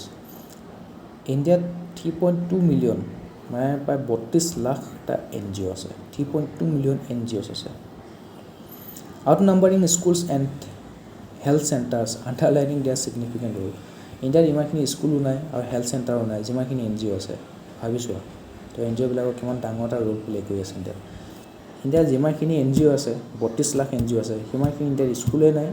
health care চেণ্টাৰেই নাই তো স্কুল আৰু হেল্থ কেয়াৰ চেণ্টাৰতকৈ ইণ্ডিয়াত কি বেছি আছে NGOবিলাক আছে 32 লাখ এটা আকৌ 2019 চনতে এতিয়া প্ৰায় কিমান বনিছে সেইটো ডাটা নাই ঠিক আছে ডাটাটো কোনে আছিলে MOSPI Ministry of Statistics and Program Implementation Constitutional provisions related to NGO বিলাকক লৈ পেলাই যিটো কনষ্টিটিউচনেল প্ৰভিজন আছে কি কি আছে আৰ্টিকল 19(1)(c) 19(1)(c) কি আছে it allows the right to form association yes article 19 right to freedom under আছিলে তাত কি আছিলে you have the right to form associations ঠিক আছে এছ'চিয়েশ্যন ফৰ্ম কৰিব কাৰণে ৰাইট আছে NGO বনাইছে এখানে Article 43 to promote cooperatives in rural areas যিবোৰ গাঁও এৰিয়া আছে তাত যিবোৰ কোঅপাৰেটিভ আছে সেইটো প্ৰমোট কৰিব লাগিব The concurrent list mentions charitable institutions, charitable and religious institution. Concurrent list to যিবোৰ charitable institution আছে তাৰপিছত religious institution আছে সেইবোৰ মেনশ্যন কৰা আছে এতিয়া NGO বিলাকৰ ৰোলটো কি সেইটো আমি ক'ম role of NGOs implementation of welfare scheme NGOs act as a bridge between government and beneficiaries often helping with outreach, last mile delivery and real time feedback. তো সেই NGOবিলাকে কি হয় যিবোৰ ৱেলফেয়াৰ স্কিম আছে সেইবোৰ ইমপ্লিমেণ্টেশ্যনে হেল্প কৰে যিবোৰ পুৰা ৰিম'ট এৰিয়াত থকা গাঁওবিলাক সেই গাঁওবিলাকৰ মাজতো যাতে যিবোৰ গভৰ্ণমেণ্ট ইনিচিয়েটিভ আছে যিবোৰ গভৰ্ণমেণ্ট স্কিম আছে তেওঁলোকৰ সেই ৰিম'ট এৰিয়াত থকা গাঁওবোৰ মানুহবিলাকত তেওঁলোকৰ বিষয়ে তেওঁলোকৰ মাজত কি কয় এৱাৰনেছ প্ৰগ্ৰেম পাতে ৰাইট তেওঁলোকক আউটৰিচ কৰেগৈ লাষ্ট মাইল ডেলিভাৰী তাতো সেই স্কিমবিলাক প্ৰমোট কৰে ঠিক আছে ইমপ্লিমেণ্ট হোৱাত সহায় কৰেগৈ ৰিয়েল টাইম ফিডবেক দি থাকে যে এইটো স্কিম এইখিনি এৰিয়াতহে ইমপ্লিমেণ্ট হৈছে সেই দূৰত থকা গাঁৱৰ এৰিয়াটো তাত এতিয়ালৈকে ইমপ্লিমেণ্ট হোৱা নাই গতিকে তেওঁলোকে তাত যায় তাত গৈ পেলাই এৱাৰনেছ প্ৰগ্ৰেম আনে ঠিক আছে গাঁৱৰ মানুহখিনি বুজায় যে এনেকুৱা ধৰণৰ স্কিম আনিছে এনেকুৱা প্ৰজেক্ট আনিছে গতিকে আপোনালোকৰ এনেকুৱা সহায় হ'ব তো গাঁৱৰ মানুহখিনি বুজি পায় হয় দে তাত আমি পাৰ্টিচিপেট কৰোঁ যেতিয়া গাঁৱৰ মানুহখিনি তাত পাৰ্টিচিপেট কাম কৰিবলৈ ধৰে তেতিয়া কি হ'ব সেই স্কিমটো গোটেই অল ইণ্ডিয়া লেভেলত ইমপ্লিমেণ্ট হ'ব সেইটো কাম কোনে কৰে NGO কৰে সেইকাৰণে কৈছে NGO act as a bridge between government and beneficiary তো গভৰ্ণমেণ্ট আৰু বেনিফিচিয়াৰীৰ মাজত আমি অথনি পাইছোঁ কোনে ব্ৰিজৰ দৰে কাম কৰে বিউৰ'ক্ৰেটছবিলাকে কৰে আৰু লগতে কৰে NGOবিলাকো এক্সাম্পল সেৱা ফুল ফৰ্মটো কৈছিলে চেল্ফ এমপ্লয়ড ওমেন এছ'চিয়েশ্যন সেৱাটো মই কৈছোঁ নিউজত আহিয়ে থাকে মনত ৰাখিব এইটো সেৱা ফুল ফৰ্মটো self employed women association in Gujarat helps implement women centric scheme Catalysts and collaborators. They work with governments to design, pilot and improve welfare program by offering ground level insights and innovation. তো তেওঁলোকে কি কৈছে গভৰ্ণমেণ্টৰ লগত কোলাবৰেট কৰে গভৰ্ণমেণ্টত তেওঁলোকে welfare প্ৰগ্ৰেমবোৰ কেনেকৈ improve কৰিব পাৰি ঠিক আছে এতিয়া গভৰ্ণমেণ্টটো এতিয়া গ্ৰাউণ্ড লেভেলত কি চলি আছে নাজানে তো NGOবিলাকে গ্ৰাউণ্ড লেভেলৰ কাম কৰি আছে তো NGOৰ যিবোৰ এক্সপাৰ্ট মানুহ আছে প্ৰফেচনেল আছে তাৰ পৰা তেওঁলোকে ফিডবেক ল'ব পাৰে অপিনিয়ন ল'ব পাৰে পইণ্ট অফ ভিউ ল'ব পাৰে ঠিক আছে তো তেওঁলোকে ডিচিশ্যন মেকিং প্ৰচেছ বা ৱেলফেয়াৰ প্ৰগ্ৰেমবোৰ বনাওঁতে এটা ফ্ৰেছ পাৰ্চপেক্টিভ দি দিব পাৰে গাঁৱৰ কাৰণে কিবা এটা প্ৰগ্ৰেম বনাইছে তেতিয়া NGOবিলাকে ক'লে নহয় তাত আপোনালোকে তো টয়লেটটো যে বনাব কেৱল মেন টয়লেট বনালে নহ'ব, ওমেন টয়লেটখিনিও বনাই দিব লাগিব, কাৰণ ওমেনখিনিয়ে মেন টয়লেটত আহিবৰ কাৰণে ভাল নাপায়, গতিকে তেওঁলোকে এক্সট্ৰা টয়লেট বনাব। এতিয়া ৱেলফেয়াৰ প্ৰগ্ৰামৰ আণ্ডাৰত ওমেন আৰু মেন টয়লেট এক্সট্ৰা বনাবলৈ ষ্টাৰ্ট কৰিলে, তেনেকুৱা ধৰণৰ উদাহৰণবিলাক আমি ল'ব পাৰোঁ, ঠিক আছে। তো সেই ৱেলফেয়াৰ প্ৰগ্ৰামবিলাক ইম্প্ৰুভ কৰিবৰ কাৰণে তাত ডিজাইন কৰিবৰ কাৰণে NGOবিলাকে গভৰ্ণমেণ্টক হেল্প কৰি দিয়ে, ঠিক আছে। গাঁও লেভেলৰ যিবোৰ ইনচাইট আছে সেইবোৰ গভৰ্ণমেণ্টক জনায়। Advocates for social justice NGOs raise issues that the state may ignore or under prioritize, like caste discrimination, gender injustice and LGBTQ rights. তো এনেকুৱা ধৰণৰ যিবোৰ ইছ্যু আছে, যিবোৰ ষ্টেটে ইগন'ৰ কৰিব পাৰে বা কেতিয়াবা তেওঁলোকে আণ্ডাৰমাইন কৰিব পাৰে, তো তেনেকুৱা ধৰণৰ ইছ্যুবিলাক NGOবিলাকে কি কয় ষ্টেটৰ দৃষ্টিগোচৰ কৰে। যেনে কি কাষ্ট ডিছক্ৰিমিনেশ্যনৰ ওপৰত, ঠিক আছে, ক'ৰবাৰ গাঁৱৰ মাজত কাষ্ট ডিছক্ৰিমিনেশ্যন হৈ আছে, যিটো আপাৰ কাষ্ট আছে লোৱাৰ কাষ্টক এতিয়া আনটাচেবিলিটি প্ৰেক্টিছ কৰিছে, ষ্টেটে হয়তো গভৰ্ণমেণ্টে হয়তো গমেই নাপায়, কিন্তু NGOবিলাকে যিটো গাঁও লেভেলৰ সেইখন গাঁৱত কাম কৰিছে, সেই NGOবিলাকে সেই কথাটো গম পালে, গৈ পেলাই গভৰ্ণমেণ্টক জনালে, তো গভৰ্ণমেণ্টে তেওঁলোকৰ সেই লোৱাৰ কাষ্টৰ মানুহখিনি এগেইনষ্টত যিটো আনটাচেবিলিটি প্ৰেক্টিছ হৈ আছে, গতিকে সেইটো প্ৰথমতে বন্ধ কৰিব, সেইটো যে এটা বেন প্ৰেক্টিছ হয় সেই বস্তুটো এবলিছ কৰিলে সেইটো বস্তু মানুহক জনাব, তেওঁলোকক কি কৰিব লিগেলি প্ৰটেকশ্যন দিব, ৰাইট, তেওঁলোকৰ আপলিফমেণ্টৰ কাৰণে কাম কৰিব। তো সেই ইনফৰ্মেশ্যনটো কোনে দিলে? NGOহে দিলে, কাৰণ তেওঁলোকে গাঁও লেভেলত কাম কৰি আছে। তো NGO কি কৰে, যিবোৰ ষ্টেটে ইগন'ৰ কৰিব পাৰে তেনেকুৱা ধৰণৰ ইছ্যুবোৰ ৰেইজ কৰে। Caste discrimination, gender injustice, LGBTQ rights, ঠিক আছে, তেওঁলোকে ছ'চিয়েল জাষ্টিছৰ কাৰণে এডভকেট কৰে। Example the Naz Foundation role in the decriminalization of homosexuality। তো homosexuality ডিক্ৰিমিনেলাইজ কৰিছিলে, আমি দেখিছিলোঁ ছেকশ্যন 377 আঁতৰাইছিলে IPCৰ পৰা, যিটোৱে homosexuality ক্ৰিমিনেলাইজ কৰিছিলে, সেইটো এতিয়া অভিলোজ কৰি দিলে। আৰু সেইটো কৰোঁতে কি হৈছিলে, এটা NGO আছিলে নামটো নাৰ্ছ ফাউণ্ডেশ্যন, তেওঁলোকে বহুত ভাল এটা ৰোল প্লে কৰিছিলে। Environmental protectors NGOs conduct advocacy, legal interventions and community mobilization to protect ecosystems and biodiversity, ঠিক আছে। তো NGOবিলাকে কি কৰে, লিগেলি ইণ্টাৰভেনশ্যন কৰে, কমিউনিটিবিলাকৰ এৱাৰনেছ আনে, কি কৰিবৰ কাৰণে, যিটো বায়'ডাইভাৰ্চিটি আছে, ইক'চিষ্টেম আছে, এনভাইৰনমেণ্ট চিষ্টেম আছে, সেইটো প্ৰটেকশ্যনৰ কাৰণে। এক্সাম্পল WWF, আমি WWFৰ ফুল ফৰ্ম কি পালোঁ, World Wide Fund for Nature, নেচাৰৰ কাৰণে ফাণ্ড কৰিব গোটেই ৱৰ্ল্ড ৱাইড লেভেলত, World Wide Fund for Nature, India and Vanashakti work on biodiversity and wetland protection. তো WWF ইণ্ডিয়াৰ যিটো ব্ৰাঞ্চ আছে সেইটোৱে, আৰু বনশক্তি নামৰ যিটো NGO আছে, দুয়োটাই একেলগে কাম কৰিছে কিহৰ ওপৰত, বায়'ডাইভাৰ্চিটি আৰু ৱেটলেণ্ড প্ৰটেকশ্যনৰ ওপৰত, ঠিক আছে। Awareness builders, they disseminate information on laws, rights and welfare schemes, empowering citizens, specially the marginalize to claim their entertainments. তো যিবোৰ মাৰ্জিনেলাইজ ছেকশ্যন আছে, ঠিক আছে, সেই ল'ৱাৰ কাষ্ট পিপুল আছে, বেকৱাৰ্ড ক্লাছেছ আছে সমাজত, তেওঁলোকৰ মাজত যিবোৰ ৱেলফেয়াৰ স্কিম আছে সেইবোৰৰ বিষয়ে এৱাৰনেছ আনে, ঠিক আছে, তেওঁলোকৰ ৰাইটবিলাকৰ বিষয়ে প্ৰম'ট কৰে, ঠিক আছে, যিবিলাক লছ আছে সেইবোৰ ভালদৰে বুজি পোৱাত হেল্প কৰে। সেই ইনফৰ্মেশ্যনবিলাক সেই NGOবিলাকে কি হয়, যিখিনি পিছ পৰি থকা শ্ৰেণী আছে, মাৰ্জিনেলাইজ শ্ৰেণী আছে, তেওঁলোকৰ সেই ইনফৰ্মেশ্যনবোৰ প্ৰভাইড কৰে, তেওঁলোকৰ যিবোৰ অধিকাৰ আছে সেইবোৰৰ বিষয়ে জনায়, ঠিক আছে, ৱেলফেয়াৰ স্কিমবোৰৰ বিষয়ে জনায়, যিবোৰ তেওঁলোকৰ লিগেল প্ৰটেকশ্যনৰ কাৰণে লছ আছে সেইবোৰ বিষয়ে তেওঁলোকক জনায়, তেতিয়া তেওঁলোকে কি হয়, নিজৰ যিটো এণ্টাইটেলমেণ্ট আছে সেইটো পাবৰ কাৰণে সক্ষম হয়। Impact of NGOs, improve scheme effectiveness, their grassroots presence, enhance targeting and transparency and accountability in public service delivery, ঠিক আছে। তো পাব্লিক ছাৰ্ভিচ ডেলিভাৰীৰ ক্ষেত্ৰত তেওঁলোকে NGOবিলাকে স্কিমবোৰ যিবোৰ আছে সেইবোৰ ইফেক্টিভলি ইমপ্লিমেণ্ট কৰাত সহায় কৰে, কাৰণ তেওঁলোকৰ গ্ৰাছৰুট লেভেলৰ প্ৰেজেঞ্চ আছে, তেওঁলোকে গাঁৱত কাম কৰে, ঠিক আছে, গ্ৰাছৰুট লেভেলত অলৰেডি তেওঁলোকে কাম কৰি আছে, গতিকে স্কিমবোৰ ইমপ্লিমেণ্টেশ্যনত সহায় কৰে। Policy changes and legal reform, NGO efforts have led to the formulation and enforcement of critical laws, গতিকে যিবোৰ ক্ৰিটিকেল ল' আছে সেইবোৰ এনফৰ্চমেণ্টত NGO বহুত হেল্প কৰিছে। Example, centre for social research advocacy contributed to strengthening the PCPNDT Act against the female foeticide. তো female ইনফেণ্টিচাইডে হওক বা ফিমেল ফৰ্টিচাইডে হওক, ফিমেল মানে কন্যা সন্তান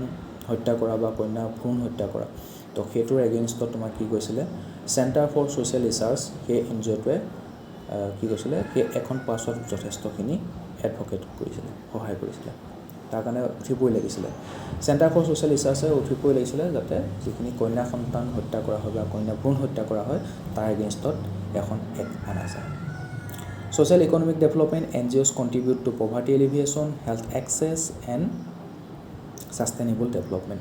Example, Guns recycles urban waste into usable products for rural communities. Guns নামৰ যিটো NGO আছে সি কি কৰে যিবোৰ আৰবান ৱেষ্ট আছে সেইবিলাক কি কৰে ৰিচাইকেল কৰে যাতে গাঁৱৰ মানুহবিলাকে ইউজেবল প্ৰডাক্ট হিচাপে সেইবোৰ ব্যৱহাৰ কৰিব পাৰে addressing rural development and urban sustainability তো কি আৰবানৰ সাষ্টেইনেবল আনিছে ৰুৰেল ডেভেলপমেণ্ট কৰিছে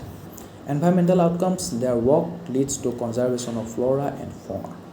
যেনেকৈ মাহাৰগিলা আমি দেখিছোঁ তেওঁলোকে কমিউনিটিৰ বেষ্ট ৰিজাৰ্ভেশ্যন কৰে ঠিক আছে এই যেটো হাৰগিলা আছে এটা কনজাৰ্ভেশ্যনৰ কাৰণে কাম কৰি আছে reduce pollution and legal action against ecological violation ecologically violation কৰিলে তেওঁলোকে লিগেল একশ্যন ইনিচিয়েট কৰে কোৰ্টৰ দৃষ্টিগোচৰ কৰে ষ্টেটৰ দৃষ্টিগোচৰ কৰে তেনেকুৱা ধৰণৰ ইকনমিকেলি বেয়া কামবোৰ চলি আছে বা এনভাইৰনমেণ্টৰ সেই যিবোৰ লছ আছে সেইবোৰ ভায়োলেশ্যন হৈ আছে Human rights protection, NGO protect vulnerable groups from abuse, ensuring dignity, legal support, and access to justice. তো যিবোৰ ভালনাৰেবল গ্ৰুপ আছে তেওঁলোকে নিজৰ যিবোৰ অধিকাৰ আছে তেওঁলোকৰ প্ৰটেকশ্যনৰ কাৰণে লিগেল প্ৰটেকশ্যনৰ কাৰণে যিবোৰ লছ আছে সেইবোৰ বিষয়ে তেওঁলোকে গমেই নাপায় এৱাৰনেছ নাই তো NGO বিলাকে কয় আপোনালোকৰ কাৰণে এনেকুৱা আপোনালোকৰ অধিকাৰ আছে আপোনালোক কোনো ধৰণৰ ডিছক্ৰিমিনেশ্যন কৰিব নোৱাৰিব এবিউজ কৰিব নোৱাৰিব গম পায় নাই আপোনালোকৰ ফাণ্ডামেণ্টেল ৰাইট আছে সেইবোৰ ভংগ হ'লে আপোনালোকে সুপ্ৰিম কোৰ্ট হাই কোৰ্ট যাব পাৰে ঠিক আছে under rights to constitutional remedies article 226 under high কোৰ্টত যাব আৰ্টিকল 32 অন্ডাৰ সুপ্ৰিম কোৰ্টত যাব ঠিক আছে ৰিট পেটিশ্যন ফাইল কৰিব পাৰে আৰু কিছুমান আপোনালোকে লিগেল প্ৰটেকশ্যন দিয়া লছ আছে আইন কানুন আছে সেইবোৰ বিষয়ে জ্ঞাত কৰায় ঠিক আছে তো NGO বিলাকে সেই যিবোৰ ভালনাৰেবল গ্ৰুপ আছে তেওঁলোকৰ ডিগনিটি ৰক্ষা কৰাত হেল্প কৰে তেওঁলোকৰ লিগেল ছাপোৰ্ট প্ৰভাইড কৰে তেওঁলোকৰ জাষ্টিছ পোৱাত হেল্প কৰে তো তেওঁলোকৰ হিউমেন ৰাইট প্ৰটেকশ্যনৰ ক্ষেত্ৰত NGO ৰোলটো বহুতেই ইম্পৰ্টেণ্ট NGO বিলাকৰ কিছুমান চেলেঞ্জেছ আছে ঠিক আছে সেই চেলেঞ্জেছবোৰ কি কি আমি সেইটো চাব লাগিব এতিয়া concerns related to their legitimacy and accountability ঠিক আছে according to the CBI 2015 there is one NGO for every 600 Indian people আমি অথনি পাইছিলোঁ 836 ইণ্ডিয়ান পিপুলৰ এগেইনষ্টত এজন ডক্টৰ আছিলে ৰাইট ইয়াত তুমি দেখিবা 600 ইণ্ডিয়ান পিপুলৰ এগেইনষ্টত এটা NGO আছে মানে ইণ্ডিয়াত হেল্থ কেয়াৰ প্ৰফেশ্যনেলকৈ NGO বেছি হয় বুজিছে নাই তাত 836 পিপুলৰ এগেইনষ্টত মাত্ৰ এজন ডক্টৰ আছিলে ইয়াত 600জন ইণ্ডিয়ান পিপুলৰ এগেইনষ্টত এটা NGO আছে ইমানেই মানে NGO 3.2 মিলিয়ন 32 লাখ NGO আছে ইণ্ডিয়াত স্কুল আৰু হস্পিটেলতকৈ বেছি NGO বেছি ইয়াত তো CBI 2015 চনৰ ৰিপৰ্টটো দিছিলে যে 600 ইণ্ডিয়ান পিপুলৰ এগেইনষ্টত এটাকে NGO আছে ইমানেই NGO বাঢ়িছে however there is a lack of transparency among NGOs in India সেই NGO বিলাকৰ মাজত ট্ৰান্সপাৰেন্সি কমি আছে সেই NGO বিলাকে ফাণ্ডটো ক'ৰবা পায় NGO মানুহ যে ইমানবোৰ যে মানুহ NGO জইন কৰিছে সেই মানুহবিলাকতো ছ'চিয়েল ছাৰ্ভিচে কৰিছে বাৰু কিন্তু তেওঁলোকৰতো নিজৰ লিভলিহুড বুলি কিবা এটা পইচা দি থাকিব লাগিব NGOত তুমি এতিয়া চাকৰি কৰি আছা বা NGOত জড়িত হৈ আছা তুমি NGOত জড়িত হৈ ছ'চিয়েল ছাৰ্ভিচে দি আছা কিন্তু তুমিওতো কিবা এটা পইচা পাই থাকিব লাগিব নিজৰ ঘৰখন চলাই থাকিব লাগিব তো NGO বিলাকৰ ফাণ্ড কোনে কৰে এনেকুৱাটো হ'ব পাৰে যিবোৰ ফৰেইন কাণ্ট্ৰি আছে তাৰ যিবোৰ ধনী ধনী মানুহ আছে সিহঁতে ইণ্ডিয়াৰ পৰা ইনফৰমেশ্যন ল'বৰ কাৰণে NGO বিলাকক ফাণ্ড কৰি আছে তো তেনেকুৱা ধৰণৰ কেছো দেখিবলৈ পোৱা গৈছে ঠিক আছে গতিকে NGO বিলাকৰ ফাণ্ডিঙৰ ওপৰতো বহুতখিনি ৰেগুলেশ্যন বা ৰেষ্ট্ৰিকশ্যন আনি দিছে তো CBI ৰিপৰ্টত কৈছিলে যে যিবোৰ NGO আছে তাত কিন্তু সিহঁতৰ মাজত ট্ৰান্সপাৰেন্সিটো বহুত কমি আছে কিন্তু just 10% of the NGOs file annual income and expenditure statement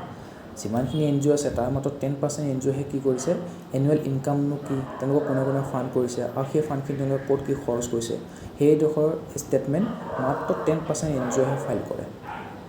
Thousands of non-profits and volunteer groups receive government grants but fail to specify how they use them. তো গভৰ্ণমেণ্টও গ্ৰাণ্ট কৰে গভৰ্ণমেণ্টে কি কয় আজি আমি এই স্কিমটো ইমপ্লিমেণ্ট কৰিবৰ কাৰণে NGO বিলাকক 100 কোটি টকা দিছোঁ ঠিক আছে ছাপ'জ 10টা NGOয়ে সেই 100 কোটি টকা ভগাই ল'লে চবে 10 কৰোৰকৈ পালে সেই 10 কৰোৰ তেওঁলোকে সেই প্ৰগ্ৰেমটো ইমপ্লিমেণ্ট কৰিবৰ কাৰণে বা এৱাৰনেছ আনিবৰ কাৰণে গাঁও লেভেলত কেনেকৈ খৰচ কৰিলে কি কথা সেইটো তেওঁলোকে দেখাবই নোৱাৰে ঠিক আছে in a study the intelligence bureau accused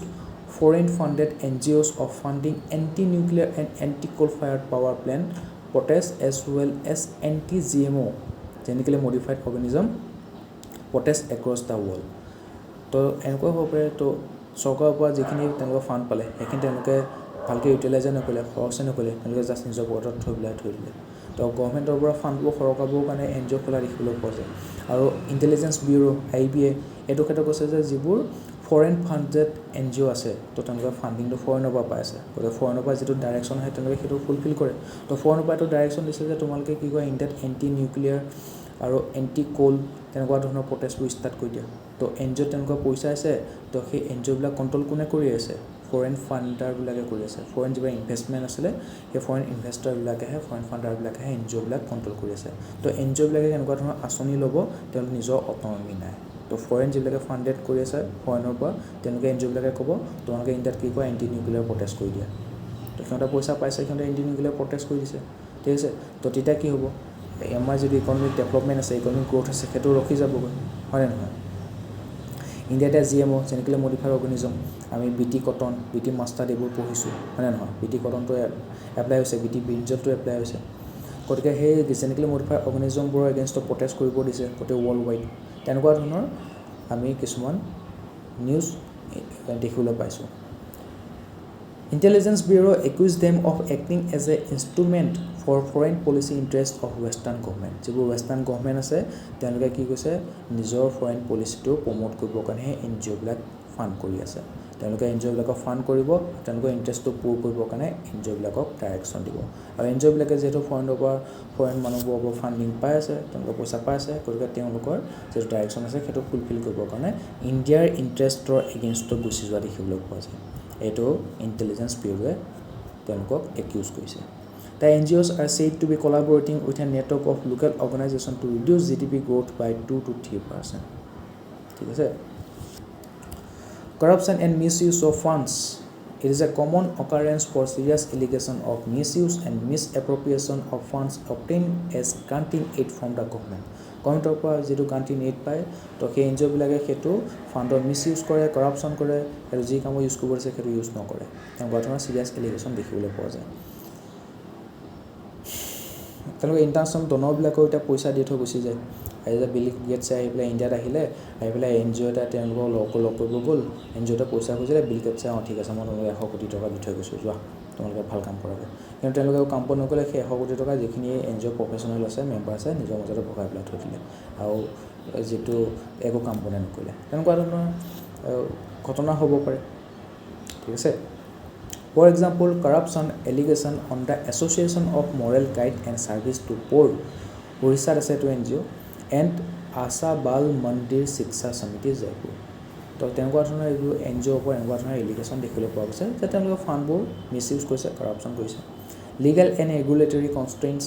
Foreign Contribution Regulation Act FCRA imposed stricter regulation and limitations on receiving foreign funding have significantly impacted operational capacity and funding stability for many NGOs. এটা সেই NGO বিলাকে যদি ফৰেনৰ পৰা funding পাই থাকে তো তেওঁলোকৰ autonomy নাথাকিব অপাৰেশ্যনেল কেপাচিটিৰ ওপৰত ইম্পেক্ট পৰিব এই ফৰেন ফাণ্ড যোনে ফাণ্ডিং কৰিছে সিয়ে ক'ব যে মইতো ফাণ্ডিং কৰি আছোঁ গতিকে মোৰ কথা শুন মই যদি যিটো ডাইৰেকশ্যন আছে সেইটো যদি তহঁতে নামানো তেনেহ'লে মইতো ফাণ্ডিং কৰা বন্ধ কৰি দিম যদি তেওঁলোকৰ ফাণ্ডে নাথাকে তেওঁলোকে কেনেকৈ কামবোৰ কৰিব NGO বিলাকে তেওঁলোকেতো নিজৰতো ফাণ্ডিং নাই ন তেওঁলোকে বেলেগৰ ফাণ্ডিঙৰ ওপৰতহে ডিপেণ্ডেণ্ট হৈ থাকে তো আমাৰ যিখন এক আছে ফৰেইন কণ্ট্ৰিবিউশ্যন ৰেগুলেশ্যন এক্ট এটা ফৰেইন ইনভেষ্টৰবিলাকেও যেতিয়া ইণ্ডিয়াত NGO হওক বা তেনেকুৱা ধৰণৰ ট্ৰাষ্টে হওক ছ'চাইটি হওক তাত যেতিয়া তেওঁলোকে ইনভেষ্টমেণ্ট কৰিব বা ফাণ্ড দিব তেতিয়া তেওঁলোকে কি কৰিব লাগিব নিজকে foreign contribution regulation actor under register কৰিব লাগিব যোনে তোনে আহিছে আৰু আহি পেলাই এনেকৈ ইণ্ডিয়ান ট্ৰাষ্টবিলাক NGO বিলাক ছ'চাইটিবিলাক তাতবিলাক ফাণ্ডিং কৰিম বোলে নহ'ব তেওঁলোকে foreign contribution regulation actor under নিজকে ৰেজিষ্টাৰ কৰিব লাগিব তাৰ যিখিনি ৰেগুলেশ্যন আছে সেইখিনি মানি চলিব লাগিব তো সেই foreign contribution regulation act FCRA কি কৈছিলে ষ্ট্ৰিক্ট ৰেগুলেশ্যন কিছুমান আনি দিছে আৰু লিমিটেশ্যন আনি দিছিলে যাতে এই ফৰেইন ফাণ্ডিংবিলাকে কি কৰে ইণ্ডিয়াৰ যিবোৰ NGO আছে সিহঁতক মেনিপুলেট নকৰে সিহঁতৰ নিজৰ ইচ্ছাত নচোৱায় Example, mandatory single account reduce administrative expenses under recent FCRA amendments. Inequality in rural areas. So, NGO বিলাকে যেতিয়া ফৰেন ফাণ্ড পায় সেই ফৰেন ফাণ্ডবিলাক কোনে কিমান পাব কোনে ফাণ্ডিং কৰিব পাৰিব নোৱাৰে সেইবোৰ কোনে ৰেগুলেট কৰিছে FCRA ফৰেইন কণ্ট্ৰিবিউশ্যন ৰেগুলেশ্যন এক্টে Inequality in rural areas. NGOs in urban areas are more developed than in rural area. তো আৰ্বান এৰিয়া যোনে কাম কৰি আছে NGO বিলাক বেছিকৈ ধনী হয় ঠিক আছে আৰু ৰুৰেল এৰিয়া যোনে NGO কাম কৰি আছে সিহঁত অকণমান কি হয় দুখীয়া হয় The backwardness of NGOs in rural areas is due to backwardness and ignorance of rural people, lack of willingness among social workers to work among them in the absence of basic amenities. ঠিক আছে তো NGO যিবিলাক আছে rural এৰিয়াত তেওঁলোকে কিয় backward হৈ আছে কাৰণ যিবোৰ rural people আছে সিহঁতে NGO বিলাক পাতাই নিদিয়ে এটা যিবোৰ আৰবান এৰিয়া পপুলেশ্যন আছে সিহঁতে পঢ়া শুনা মডাৰ্ণ এডুকেটেড পিপল তো তেওঁলোকৰ মাজত যদি তোমালোকে মডাৰ্ণ আৰবান এৰিয়া মানুহবিলাকে দেখিছে যে আমাৰ ইয়াত যিখিনি আমি হেৰি পেলাওঁ ডাম্পিং ছাইটৰ অভাৱ হৈ আছে গতিকে কোনোবা এটা NGO কি কৰিছে আকৌ ডাম্পিং ছাইট এটা ডেভেলপ কৰিছে আৰু গোটেইখিনি যিমানখিনি চিটিৰ যিমানখিনি ডাষ্টবিন আছে গোটেইবিলাক কালেক্ট কৰি সেই ডাম্পিং ছাইটত পেলায় তো আৰবান এৰিয়া যিখিনি এডুকেটেড মানুহ আছে তেওঁলোকে সেই বিষয়ৰ গুৰুত্বতাৰ বিষয়ে বুজি পাব আৰু সেইটো ছাপোৰ্ট কৰিব ৰাইট আৰু তাৰ কাৰণে যে ফাণ্ড দিব লাগে ফাণ্ডো কৰিব কিন্তু ইয়াত কি হ'ব যিখিনি ৰুৰেল পিপল আছে তেওঁলোক ইমান পঢ়া শুনা নাই গতিকে তেওঁলোকে ইমানখিনি উইলিংনেছো নাই যে তেওঁলোকে NGO যেতিয়া কিবা ইনিচিয়েটিভ লওক সেইটো তেওঁলোকে ছাপোৰ্ট কৰিব ঠিক আছে তো NGO বিলাকে তেনেকুৱা ধৰণৰ ইনিচিয়েটিভ যেতিয়া গাঁৱত লয় গাঁৱৰ মানুহে সেইটো কি কয় ছাপোৰ্ট নকৰে ঠিক আছে তাত NGO বিলাকে ফাণ্ড নকৰে গতিকে গাঁৱৰ যিবিলাক NGO আছে সিহঁতে ইকনমিকেলি অকণ বেকৱাৰ্ডনেছ হোৱাটো দেখিবলৈ পোৱা যায় আৰু যিহেতু তেওঁলোকৰ তাৰ ফাণ্ড নাথাকে গতিকে তেওঁলোকে কি হয় সেই উইলিংনেছটো তেওঁলোকৰ নাহে যে তেওঁলোকে গৈ পেলাই সেই কামটো কৰিব ফাণ্ড নাথাকিলে কাম কেনেকৈ কৰিব কাৰণ NGO বিলাক ফাণ্ডৰ ওপৰতো চলি আছে ছ'চিয়েল ছাৰ্ভিচ দিবৰ কাৰণেতো ফাণ্ডটো লাগিব গাঁৱত সেইটো নাপায় চহৰত পায় সেইকাৰণে চহৰত কামবোৰ কৰে তো সেই NGO বিলাকৰ মাজত ইনইকুৱেলিটি আহি গৈছে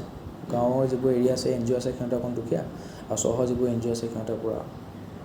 ঠিক ঠাক চলি আছে lack of volunteerism and social work among youth তো ইউথৰ মাজত ছ'চিয়েল ৱৰ্কৰ মাজত তেওঁলোকে ছ'চিয়েল ছাৰ্ভিচ দিবৰ কাৰণে ভলণ্টিয়াৰ হৈ নাহে ভলণ্টিয়াৰিজম ইজ ডুৱেণ্ডলিং এণ্ড বিকামিং মোৰ প্ৰফেচনেলাইজড daily and recent social work graduates are interested in pursuing a career in professionalism তো আজিকালি ইউথবিলাক আহি পেলাই NGO জইন নকৰে ছ'চিয়েল ছাৰ্ভিচ দিবৰ কাৰণে তেওঁলোকৰ উইল নাই তেওঁলোকৰ ইচ্ছা শক্তি নাই তো সেইকাৰণে NGOৰ মানুহবিলাক এতিয়া কমি গৈ আছে ঠিক আছে চবেই গভৰ্ণমেণ্ট জবৰ পিছত দৌৰি আছে IAS CSOs হ'বৰ কাৰণে দৌৰি আছে NGO মানুহে জইন নকৰে NGO প্ৰফেচনেলৰ সংখ্যা কমি গৈ আছে lack of funds the majority of NGOs in India are operating on a shortest budget okay যিবোৰ NGO বাজেট আছে সেইটো বহুত কম the government does not have 100% grants in assistance and delays the approval of grant for a variety of program আৰু গভৰ্ণমেণ্টৰ যিবিলাক মানে grant in aid দিয়ে সেইবিলাকো মানে এপ্ৰুভেল হওঁতে বহুত টাইম লাগিছে তেতিয়া ফাণ্ডৰ অভাৱত NGO বিলাকে নিজৰ কামটো কৰিব পৰা নাই ঠিক আছে এটা government measures to government measures to regulate NGOs তো গভৰ্ণমেণ্টে কি কৈছে NGO বিলাক ৰেগুলেট কৰিবৰ কাৰণে কি মেজাৰ্ছ লৈছে enhance FCRA foreign contribution regulation act compliance requirements the Ministry of Home Affairs has mandated that the NGOs registered under the Foreign Contribution Regulation Act FCRA must now provide detailed disclosure of both movable and immovable assets created using foreign funds তো NGO বিলাকে কি কৰিব লাগিব যিখিনি NGO foreign contribution লাভ কৰে ফৰেইনৰ পৰা fund লাভ কৰে সেই NGO বিলাকে নিজকে foreign contribution regulation act FCRA আণ্ডাৰত নিজকে ৰেজিষ্টাৰ কৰিব লাগিব আৰু তেওঁলোকে ফৰেইন ফাণ্ডৰ পৰা যিখিনি মুভেবল এছেট আৰু ইমুভেবল এছেট ক্ৰিয়েট কৰিছে তাৰ সম্পূৰ্ণ ডিটেইলছ তেওঁলোকে দিব লাগিব imposition of time limits on foreign fund utilisation তো ফৰেইনৰ পৰা যিটো ফাণ্ড আহে সেইটো ইউটিলাইজ কৰিবৰ কাৰণে টাইম লিমিট এটা দি দিছে এজ অফ April 7, 2025 2025 এপ্ৰিলৰ 7 তাৰিখলৈকে the government has set a 3-year limit for NGOs to receive foreign funds after obtaining prior permission under the FCRA তো যিবিলাক NGO FCRA আণ্ডাৰত ৰেজিষ্টাৰ কৰা আছে সেই NGO বিলাকে কি কৈছে 3 বছৰলৈকেহে ফৰেইন ফাণ্ডটো পাই থাকিব ঠিক আছে তেওঁলোকে 3 বছৰলৈকে ফৰেইন ফাণ্ডটো পাই থাকিব তাৰপিছত তেওঁলোকে আকৌ গভৰ্ণমেণ্টৰ পৰা পাৰ্মিশ্যন ল'ব লাগিব তেতিয়াহে তেওঁলোকে কি হ'ব আকৌ ফৰেইন ফাণ্ড পাবৰ কাৰণে সক্ষম হ'ব তো FCRA foreign contribution regulation act তাৰ আণ্ডাৰত যিবোৰ NGO ৰেজিষ্ট্ৰেশ্যন আছে তেওঁলোকে কি কৰিব লাগিব পোনপ্ৰথমে ফৰেইন ফাণ্ডবোৰৰ পৰা যিটো মুভেবল এছেট আছে ইমুভেবল এছেট আছে সেইটো সম্পূৰ্ণ ডিটেইলছ মিনিষ্ট্ৰি অফ হোম এফেয়াৰ্ছক দিব লাগিব আৰু তেওঁলোকে ফৰেইন ফাণ্ড যে পাব প্ৰথম 3 বছৰৰ কাৰণেহে পাব তাৰপিছত তেওঁলোকে আকৌ পাৰ্মিশ্যন ল'ব লাগিব তেতিয়া তেওঁলোকে ফৰেইন ফাণ্ডটো আকৌ কণ্টিনিউ লৈ থাকিব পাৰিব 4 বছৰ সময় দিব যাতে সেই ফাণ্ডটো তেওঁলোকে ইউটিলাইজ কৰিব পাৰে with a 4-year time frame for utilizing these funds. Cancellation of FCRA licenses for non-compliance. আৰু এইখিনি যদি মানি নচলে তেনেকৈ তেওঁলোকৰ FCRA যিবোৰ লাইসেন্স দিছে সেইটো কেনসেল হৈ যাব আৰু তেওঁলোকে ফৰেন ফাণ্ডবোৰ লাভ কৰিবলৈ সক্ষম নহ'ব over the past 5 years যোৱা 5টা বছৰত the MHA Ministry of Home Affairs has cancelled the FCRA registration of more than 6,600 NGOs due to violation of the law যেটো 6,600 NGO নিজৰ যিখিনি মুভেবল এছেট আছে ইমুভেবল এছেট আছে সেইখিনি ডিসক্লোজাৰ দিয়া নাছিলে তেওঁলোকে কি কৰিছিলে 3 বছৰ কাৰণে NGO ফাণ্ডটো লাভ কৰিব আৰু সেইখিনি টাইম মতে 4 বছৰ টাইম পিৰিয়ড দিছিলে সেইখিনি খৰচ কৰিবৰ কাৰণে তেনেকুৱা ধৰণৰ যিবোৰ টাইম লিমিট ইম্প'জ কৰিছিলে সেইখিনি তেওঁলোকে কি হৈছিলে সময়মতে পুৰা কৰিব পৰা নাছিলে সেইকাৰণে মিনিষ্ট্ৰি অফ হোম এফেয়াৰ্ছে যোৱা 5 বছৰত 6,600 NGO কি কৰিছে FCRA যিটো লাইসেন্স দিছিলে সেইটো কেনসেল কৰিছে Notably, in 2024, the registration of 5 NGOs, including the Center for Policy Research, were revoked for alleged FCRA violation. So, যিবোৰ NGO আছে সিহঁতে যিনি FCRA register আছে আৰু সিহঁতে যিবোৰ FCRA যিখিনি হেই আছে restriction আছে বা requirements আছে সেইখিনি যিনি কমপ্লাই কৰিবলৈ ব্যৰ্থ হৈছে সেইখিনি ভায়োলেট কৰিছে তেনেহ'লে তেওঁলোকৰ FCRA license to revoke কৰি দিয়া হৈছে cancel কৰি দিয়া হৈছে rejection of FCRA renewal application in 2025 the government rejected the FCRA renewal application of 466 NGOs for failing to meet eligibility criteria as per FCRA 2010 and its rule তো FCRA আমি পঢ়িয়ে আছো FCRA Foreign Contribution Regulation Act কেতিয়া আহিছিল 2010 চনত আহিছিল তো FCRA কেতিয়া আহিছিল 2010 চনত দিছিলে আৰু তাৰ যিবোৰ ৰুল আছে যিবোৰ এলিজিবিলিটি ক্ৰাইটেৰিয়া আছে সেইবোৰ যদি কোনোবাই এনজয় মিট কৰিবলৈ ব্যৰ্থ হয় তেনেহ'লে সিহঁতক কি কৰিছিলে এপ্লিকেশ্যনটো গভৰ্ণমেণ্টে ৰিজেক্ট কৰি দিছিলে Designation of Niti Aayog as nodal agency. Niti Aayog continues to serve as a nodal agency for the registration and accreditation of NGOs seeking government funding. Gode kunba jini NGO government or funding bisaise tente hetu kune yes no kobo Niti Aayog kobo Niti Aayog decide kobo je ei NGO to government or fund pabo lagane na lage to kunba NGO jini government or fund okane apply kose takone approval dibo Niti Aayog dibo It facilitates better coordination and oversight. Gode bhalke hi Niti Aayog eta Niti Aayog ki koibo jibur NGO ase kebo watchdog hisabe sai thakibo ঠিক আছে kana foreign fund paisa ne nai ba government of fund pabo lage na na lage jodi pabo lage na court kane khorch kobo kebo NGO bo sokuribo Niti Aayog eta nodal agency hoy NGO Darpan portal খুলি দিছে অথনি কৈছো Niti Aayog NGO Darpan portal খুলিছে যত আমাৰ private sector public sector আৰু NGO বিলাক একেলগে কাম কৰিব ঠিক আছে তেওঁলোকে তাৰ নিজৰ যিবোৰ ইনফৰমেশন আছে সেইবোৰ ডিসক্লোজাৰ দিব লাগিব তেওঁলোকৰ মাজৰ ইন্টাৰেকচন চলিব লাগিব কমিউনিকেশন ভালকৈ থাকিব লাগিব ট্ৰান্সপাৰেন্সি থাকিব লাগিব তো ট্ৰান্সপাৰেন্সি ইনক্ৰিজ কৰিবৰ কাৰণে NGO বিলাকৰ মাজত যাতে ট্ৰান্সপাৰেন্সিটো বাঢ়ি যায় তাৰ কাৰণে Niti Aayog কি খুলিছে NGO Darpan portal NGO Dorpon is an e-governance platform by Niti Aayog that facilitates interaction between NGOs, POs, and key governmental bodies. It helps maintain a transparent digital database of registered NGOs. যিবোৰ NGO registered হৈ আছে সিহঁতৰ digital database এটা ৰাখিব enabling streamlined collaboration and access to government schemes. Initially managed by the Planning Commission, it has been under Niti Aayog purview since January 1, 2015. Vijay Kumar Committee recommended that the information related to NGOs should be available in the form of a researchable database to promote transparency and ease of access for stakeholders. ঠিক আছে তো Vijay Kumar Committee খন এটো ৰেকমেন্ড কৰিছিল যে NGO related যিবোৰ information আছে সেইবোৰ কি হ'ব লাগে এটা ডিজিটাল প্ল্যাটফৰ্মত সেইবোৰ এভেইলেবল হৈ থাকিব লাগে NGO টো কেতিয়া খুলিছিলে NGO কি মুভেবল আছে কি ইমুভেবল আছে কোপা ফান্ড লাভ কৰে সেই ফান্ডবোৰ কোনটো সোৰ্সৰ পৰা লাভ কৰে আৰু সেই ফান্ডবোৰ কোড ইউজ কৰিছে কেনেকুৱা ধৰণে ইউজ কৰিছে সেই সকলো ধৰণৰ ইনফৰমেশন যাতে তেওঁলোকে এটা ডিজিটাল ডাটাবেছত দিয়ে তাৰ কাৰণে Vijay Kumar Committee ৰেকমেন্ড কৰিছিলে এই কি কৰিব ট্ৰান্সপাৰেন্সি প্ৰমোট কৰিব ইজ অফ এক্সেছ ফৰ ষ্টেকহোল্ডাৰ্স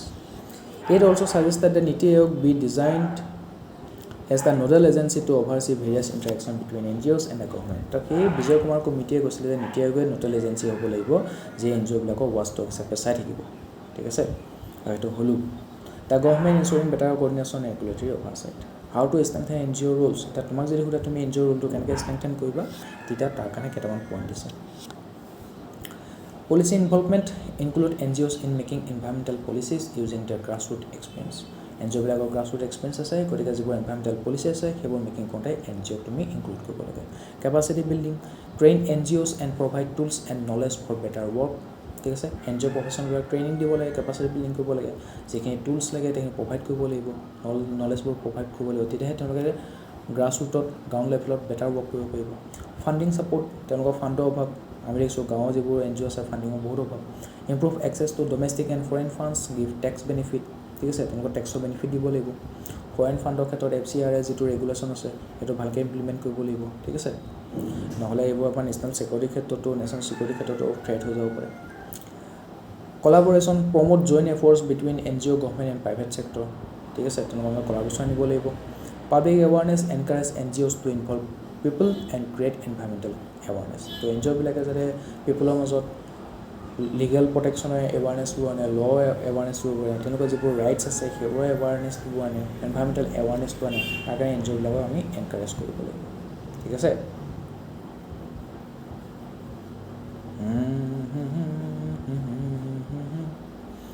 ঠিক আছে আজি আমি NGOটো ডিছকাশ্যন কৰিলোঁ NGOটো খুব ইম্পৰ্টেণ্ট টপিক হয় NGOৰ ওপৰত কুৱেশ্যন অহা দেখিবলৈ পোৱা যায় ঠিক আছে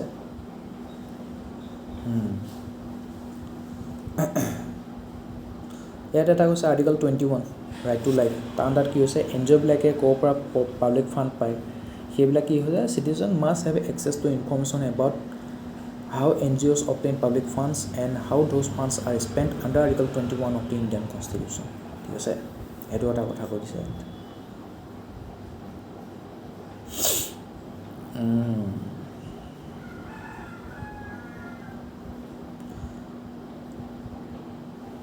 NGO and civil society play a crucial role in public service delivery, especially in reaching marginalized communities. Through initiatives like Guns Cloth for Work, they provide essential service to remote areas. Their ability to introduce innovative solutions such as barefoot college training rural women as solar engineers, address local needs effectively by involving communities in decision making as seen in Pratham educational programs. This organization ensures services are tailored to specific needs. So, ইয়াত তেওঁলোকৰ মানে গুৰুত্বটো কথা কৈছে এতিয়া কিছুমান example দিছে NGO the কেৰেলা শাস্ত্ৰ সাহিত্য পৰিষদ played a pivotal role in achieving near 100% literacy in Kerala 100% literacy rate তো সেইটো এচিভ কৰোঁতে কোনে হেল্প কৰিছে কেৰেলা শাস্ত্ৰ সাহিত্য পৰিষদ through grassroots campaigns literacy drives and social mobilization making education accessible statewide. Securing the interests of the poor in Mumbai, NGOs like Yuva and Spark resisted forced slum demolition and worked on improving living conditions by providing housing projects, basic services and policy advocacy for slum dwellers. So Mumbai slum dwellers বহুত বেছি আছে গতিকে Yuva Spark তেনেকুৱা ধৰণৰ NGO বিলাক ওলাইছে যাতে slam বিলাক ডেমোলিশ্যনত তেওঁলোকে বাধা দিছে আৰু সেই স্লামৰ মানুহবিলাকক তেওঁলোকে কৈছে হাউচিং প্ৰজেক্ট প্ৰভাইড কৰিছে বেছিক ছাৰ্ভিচবোৰ প্ৰভাইড কৰিছে খোৱা পানী sanitation system, right? Role in disaster management, NGO like Rapid Response have provided critical disaster relief including in Assam and Bihar during the 2024 flood. 2024 যেটো বানপানী হৈছিল অসমত আৰু বিহাৰত যেতিয়া তেওঁলোকৰ critical disaster relief দিবৰ কাৰণে আগবাঢ়ি আহিছিল Rapid Response নামৰ এটা NGO তো তেওঁলোকে disaster managementটো ভাল ৰোল প্লে কৰিছে setting up emergency kitchens, health camps and shelter for displaced families. Fighting environmental pollution, the Center for Science and Environment, CSE very important. CSE full form to get the Center for Science and Environment has been instrumental in advocating for stricter pollution control norms and fencing policies. The pollution control ক্ষেত্ৰত Center for Science and Environment যথেষ্টখিনি fight মাৰি আছে such as the 2025 proposal for stronger food safety and industrial pollution standard. The food safety ওপৰত তেওঁলোকে গুৰুত্ব দিছে pollution standard to industry যেটো pollution standard আছে এটো ভাল standard এটা নিবৰ কাৰণে গুৰুত্ব দিছে Center for Science and Environment environmental pollution কাৰণে ফাইটিং কৰি আছে protecting health and life during COVID-19 8 India নামৰ এটা NGO আছিলে it expanded outreach to rural areas focusing on health food security vaccination awareness এতিয়া ভেকচিনক লৈ পেলাই বহুত কথা ওলাইছিলে তেতিয়া যে ভেকচিনেশ্যন বোলে মানুহ কি বা হ'ব মানুহ মৰিব তমুক এতিয়া নতুনকৈ এনেকুৱা ধৰণৰ হেল্থ কেয়াৰবোৰ আহে ঠিক আছে মেডিচিনবোৰ আহে তাক লৈ পেলাই অকণমান মানুহবিলাকৰ মাজত সন্দেহটো দেখিবলৈ পোৱা যায় তো এইট ইণ্ডিয়া নামৰ যদি NGO আছিলে তেওঁলোকে গাঁৱৰ মানুহৰ মাজত ভেকচিনেশ্যন এৱাৰনেছটো আনিছিলে হেল্থ আৰু ফুড ছিকিউৰিটিৰ কথাবোৰ আনিছিলে ঠিক আছে COVID-19 সময়ত it community led model had been recognise by the state government is a best practice for health initiative তো ষ্টেট গভৰ্ণমেণ্টে সেইটো ৰেকগনাইজ কৰিছিলে এইট ইণ্ডিয়া NGOক আৰু কৈছিলে it is a best practice for health initiative তো আজি আমি চিভিল ছ'চাইটি অৰ্গেনাইজেশ্যন NGO এই দুটা টপিক কভাৰ কৰিলোঁ লগতে আমি যিবোৰ ডেভেলপমেণ্ট প্ৰচেছ আছিলে ইণ্ডিয়াত তাৰ লগত জড়িত চেলেঞ্জেছ ৱে ফৰৱাৰ্ডবোৰ চালোঁ ঠিক আছে যিবোৰ আমাৰ কলাবৰেটিভ গভৰ্নেন্সৰ কিয় প্ৰয়োজন আছে স্কিল ডেভেলপমেণ্টৰ কিয় প্ৰয়োজন আছে ঠিক আছে হিউমেন ৰিচোৰ্চ ডেভেলপমেণ্ট আমি কেনেকৈ কৰিব পাৰি কি চেলেঞ্জেছ আছে কি ৱে ফৰৱাৰ্ড আছে ঠিক আছে ডেভেলপমেণ্ট প্ৰচেছৰ যিবোৰ কি এলিমেণ্ট আছে সেইবোৰ অকণমান ডিছকাছ কৰিলোঁ বাকীবোৰ যিবোৰ ষ্টেক হোল্ডাৰ আছে সেইবোৰ বিষয়ে আমি নেক্সট ক্লাছত ডিছকাছ কৰিম আজিলৈ মানে ভিডিঅ'টো চোৱাৰ বাবে ধন্যবাদ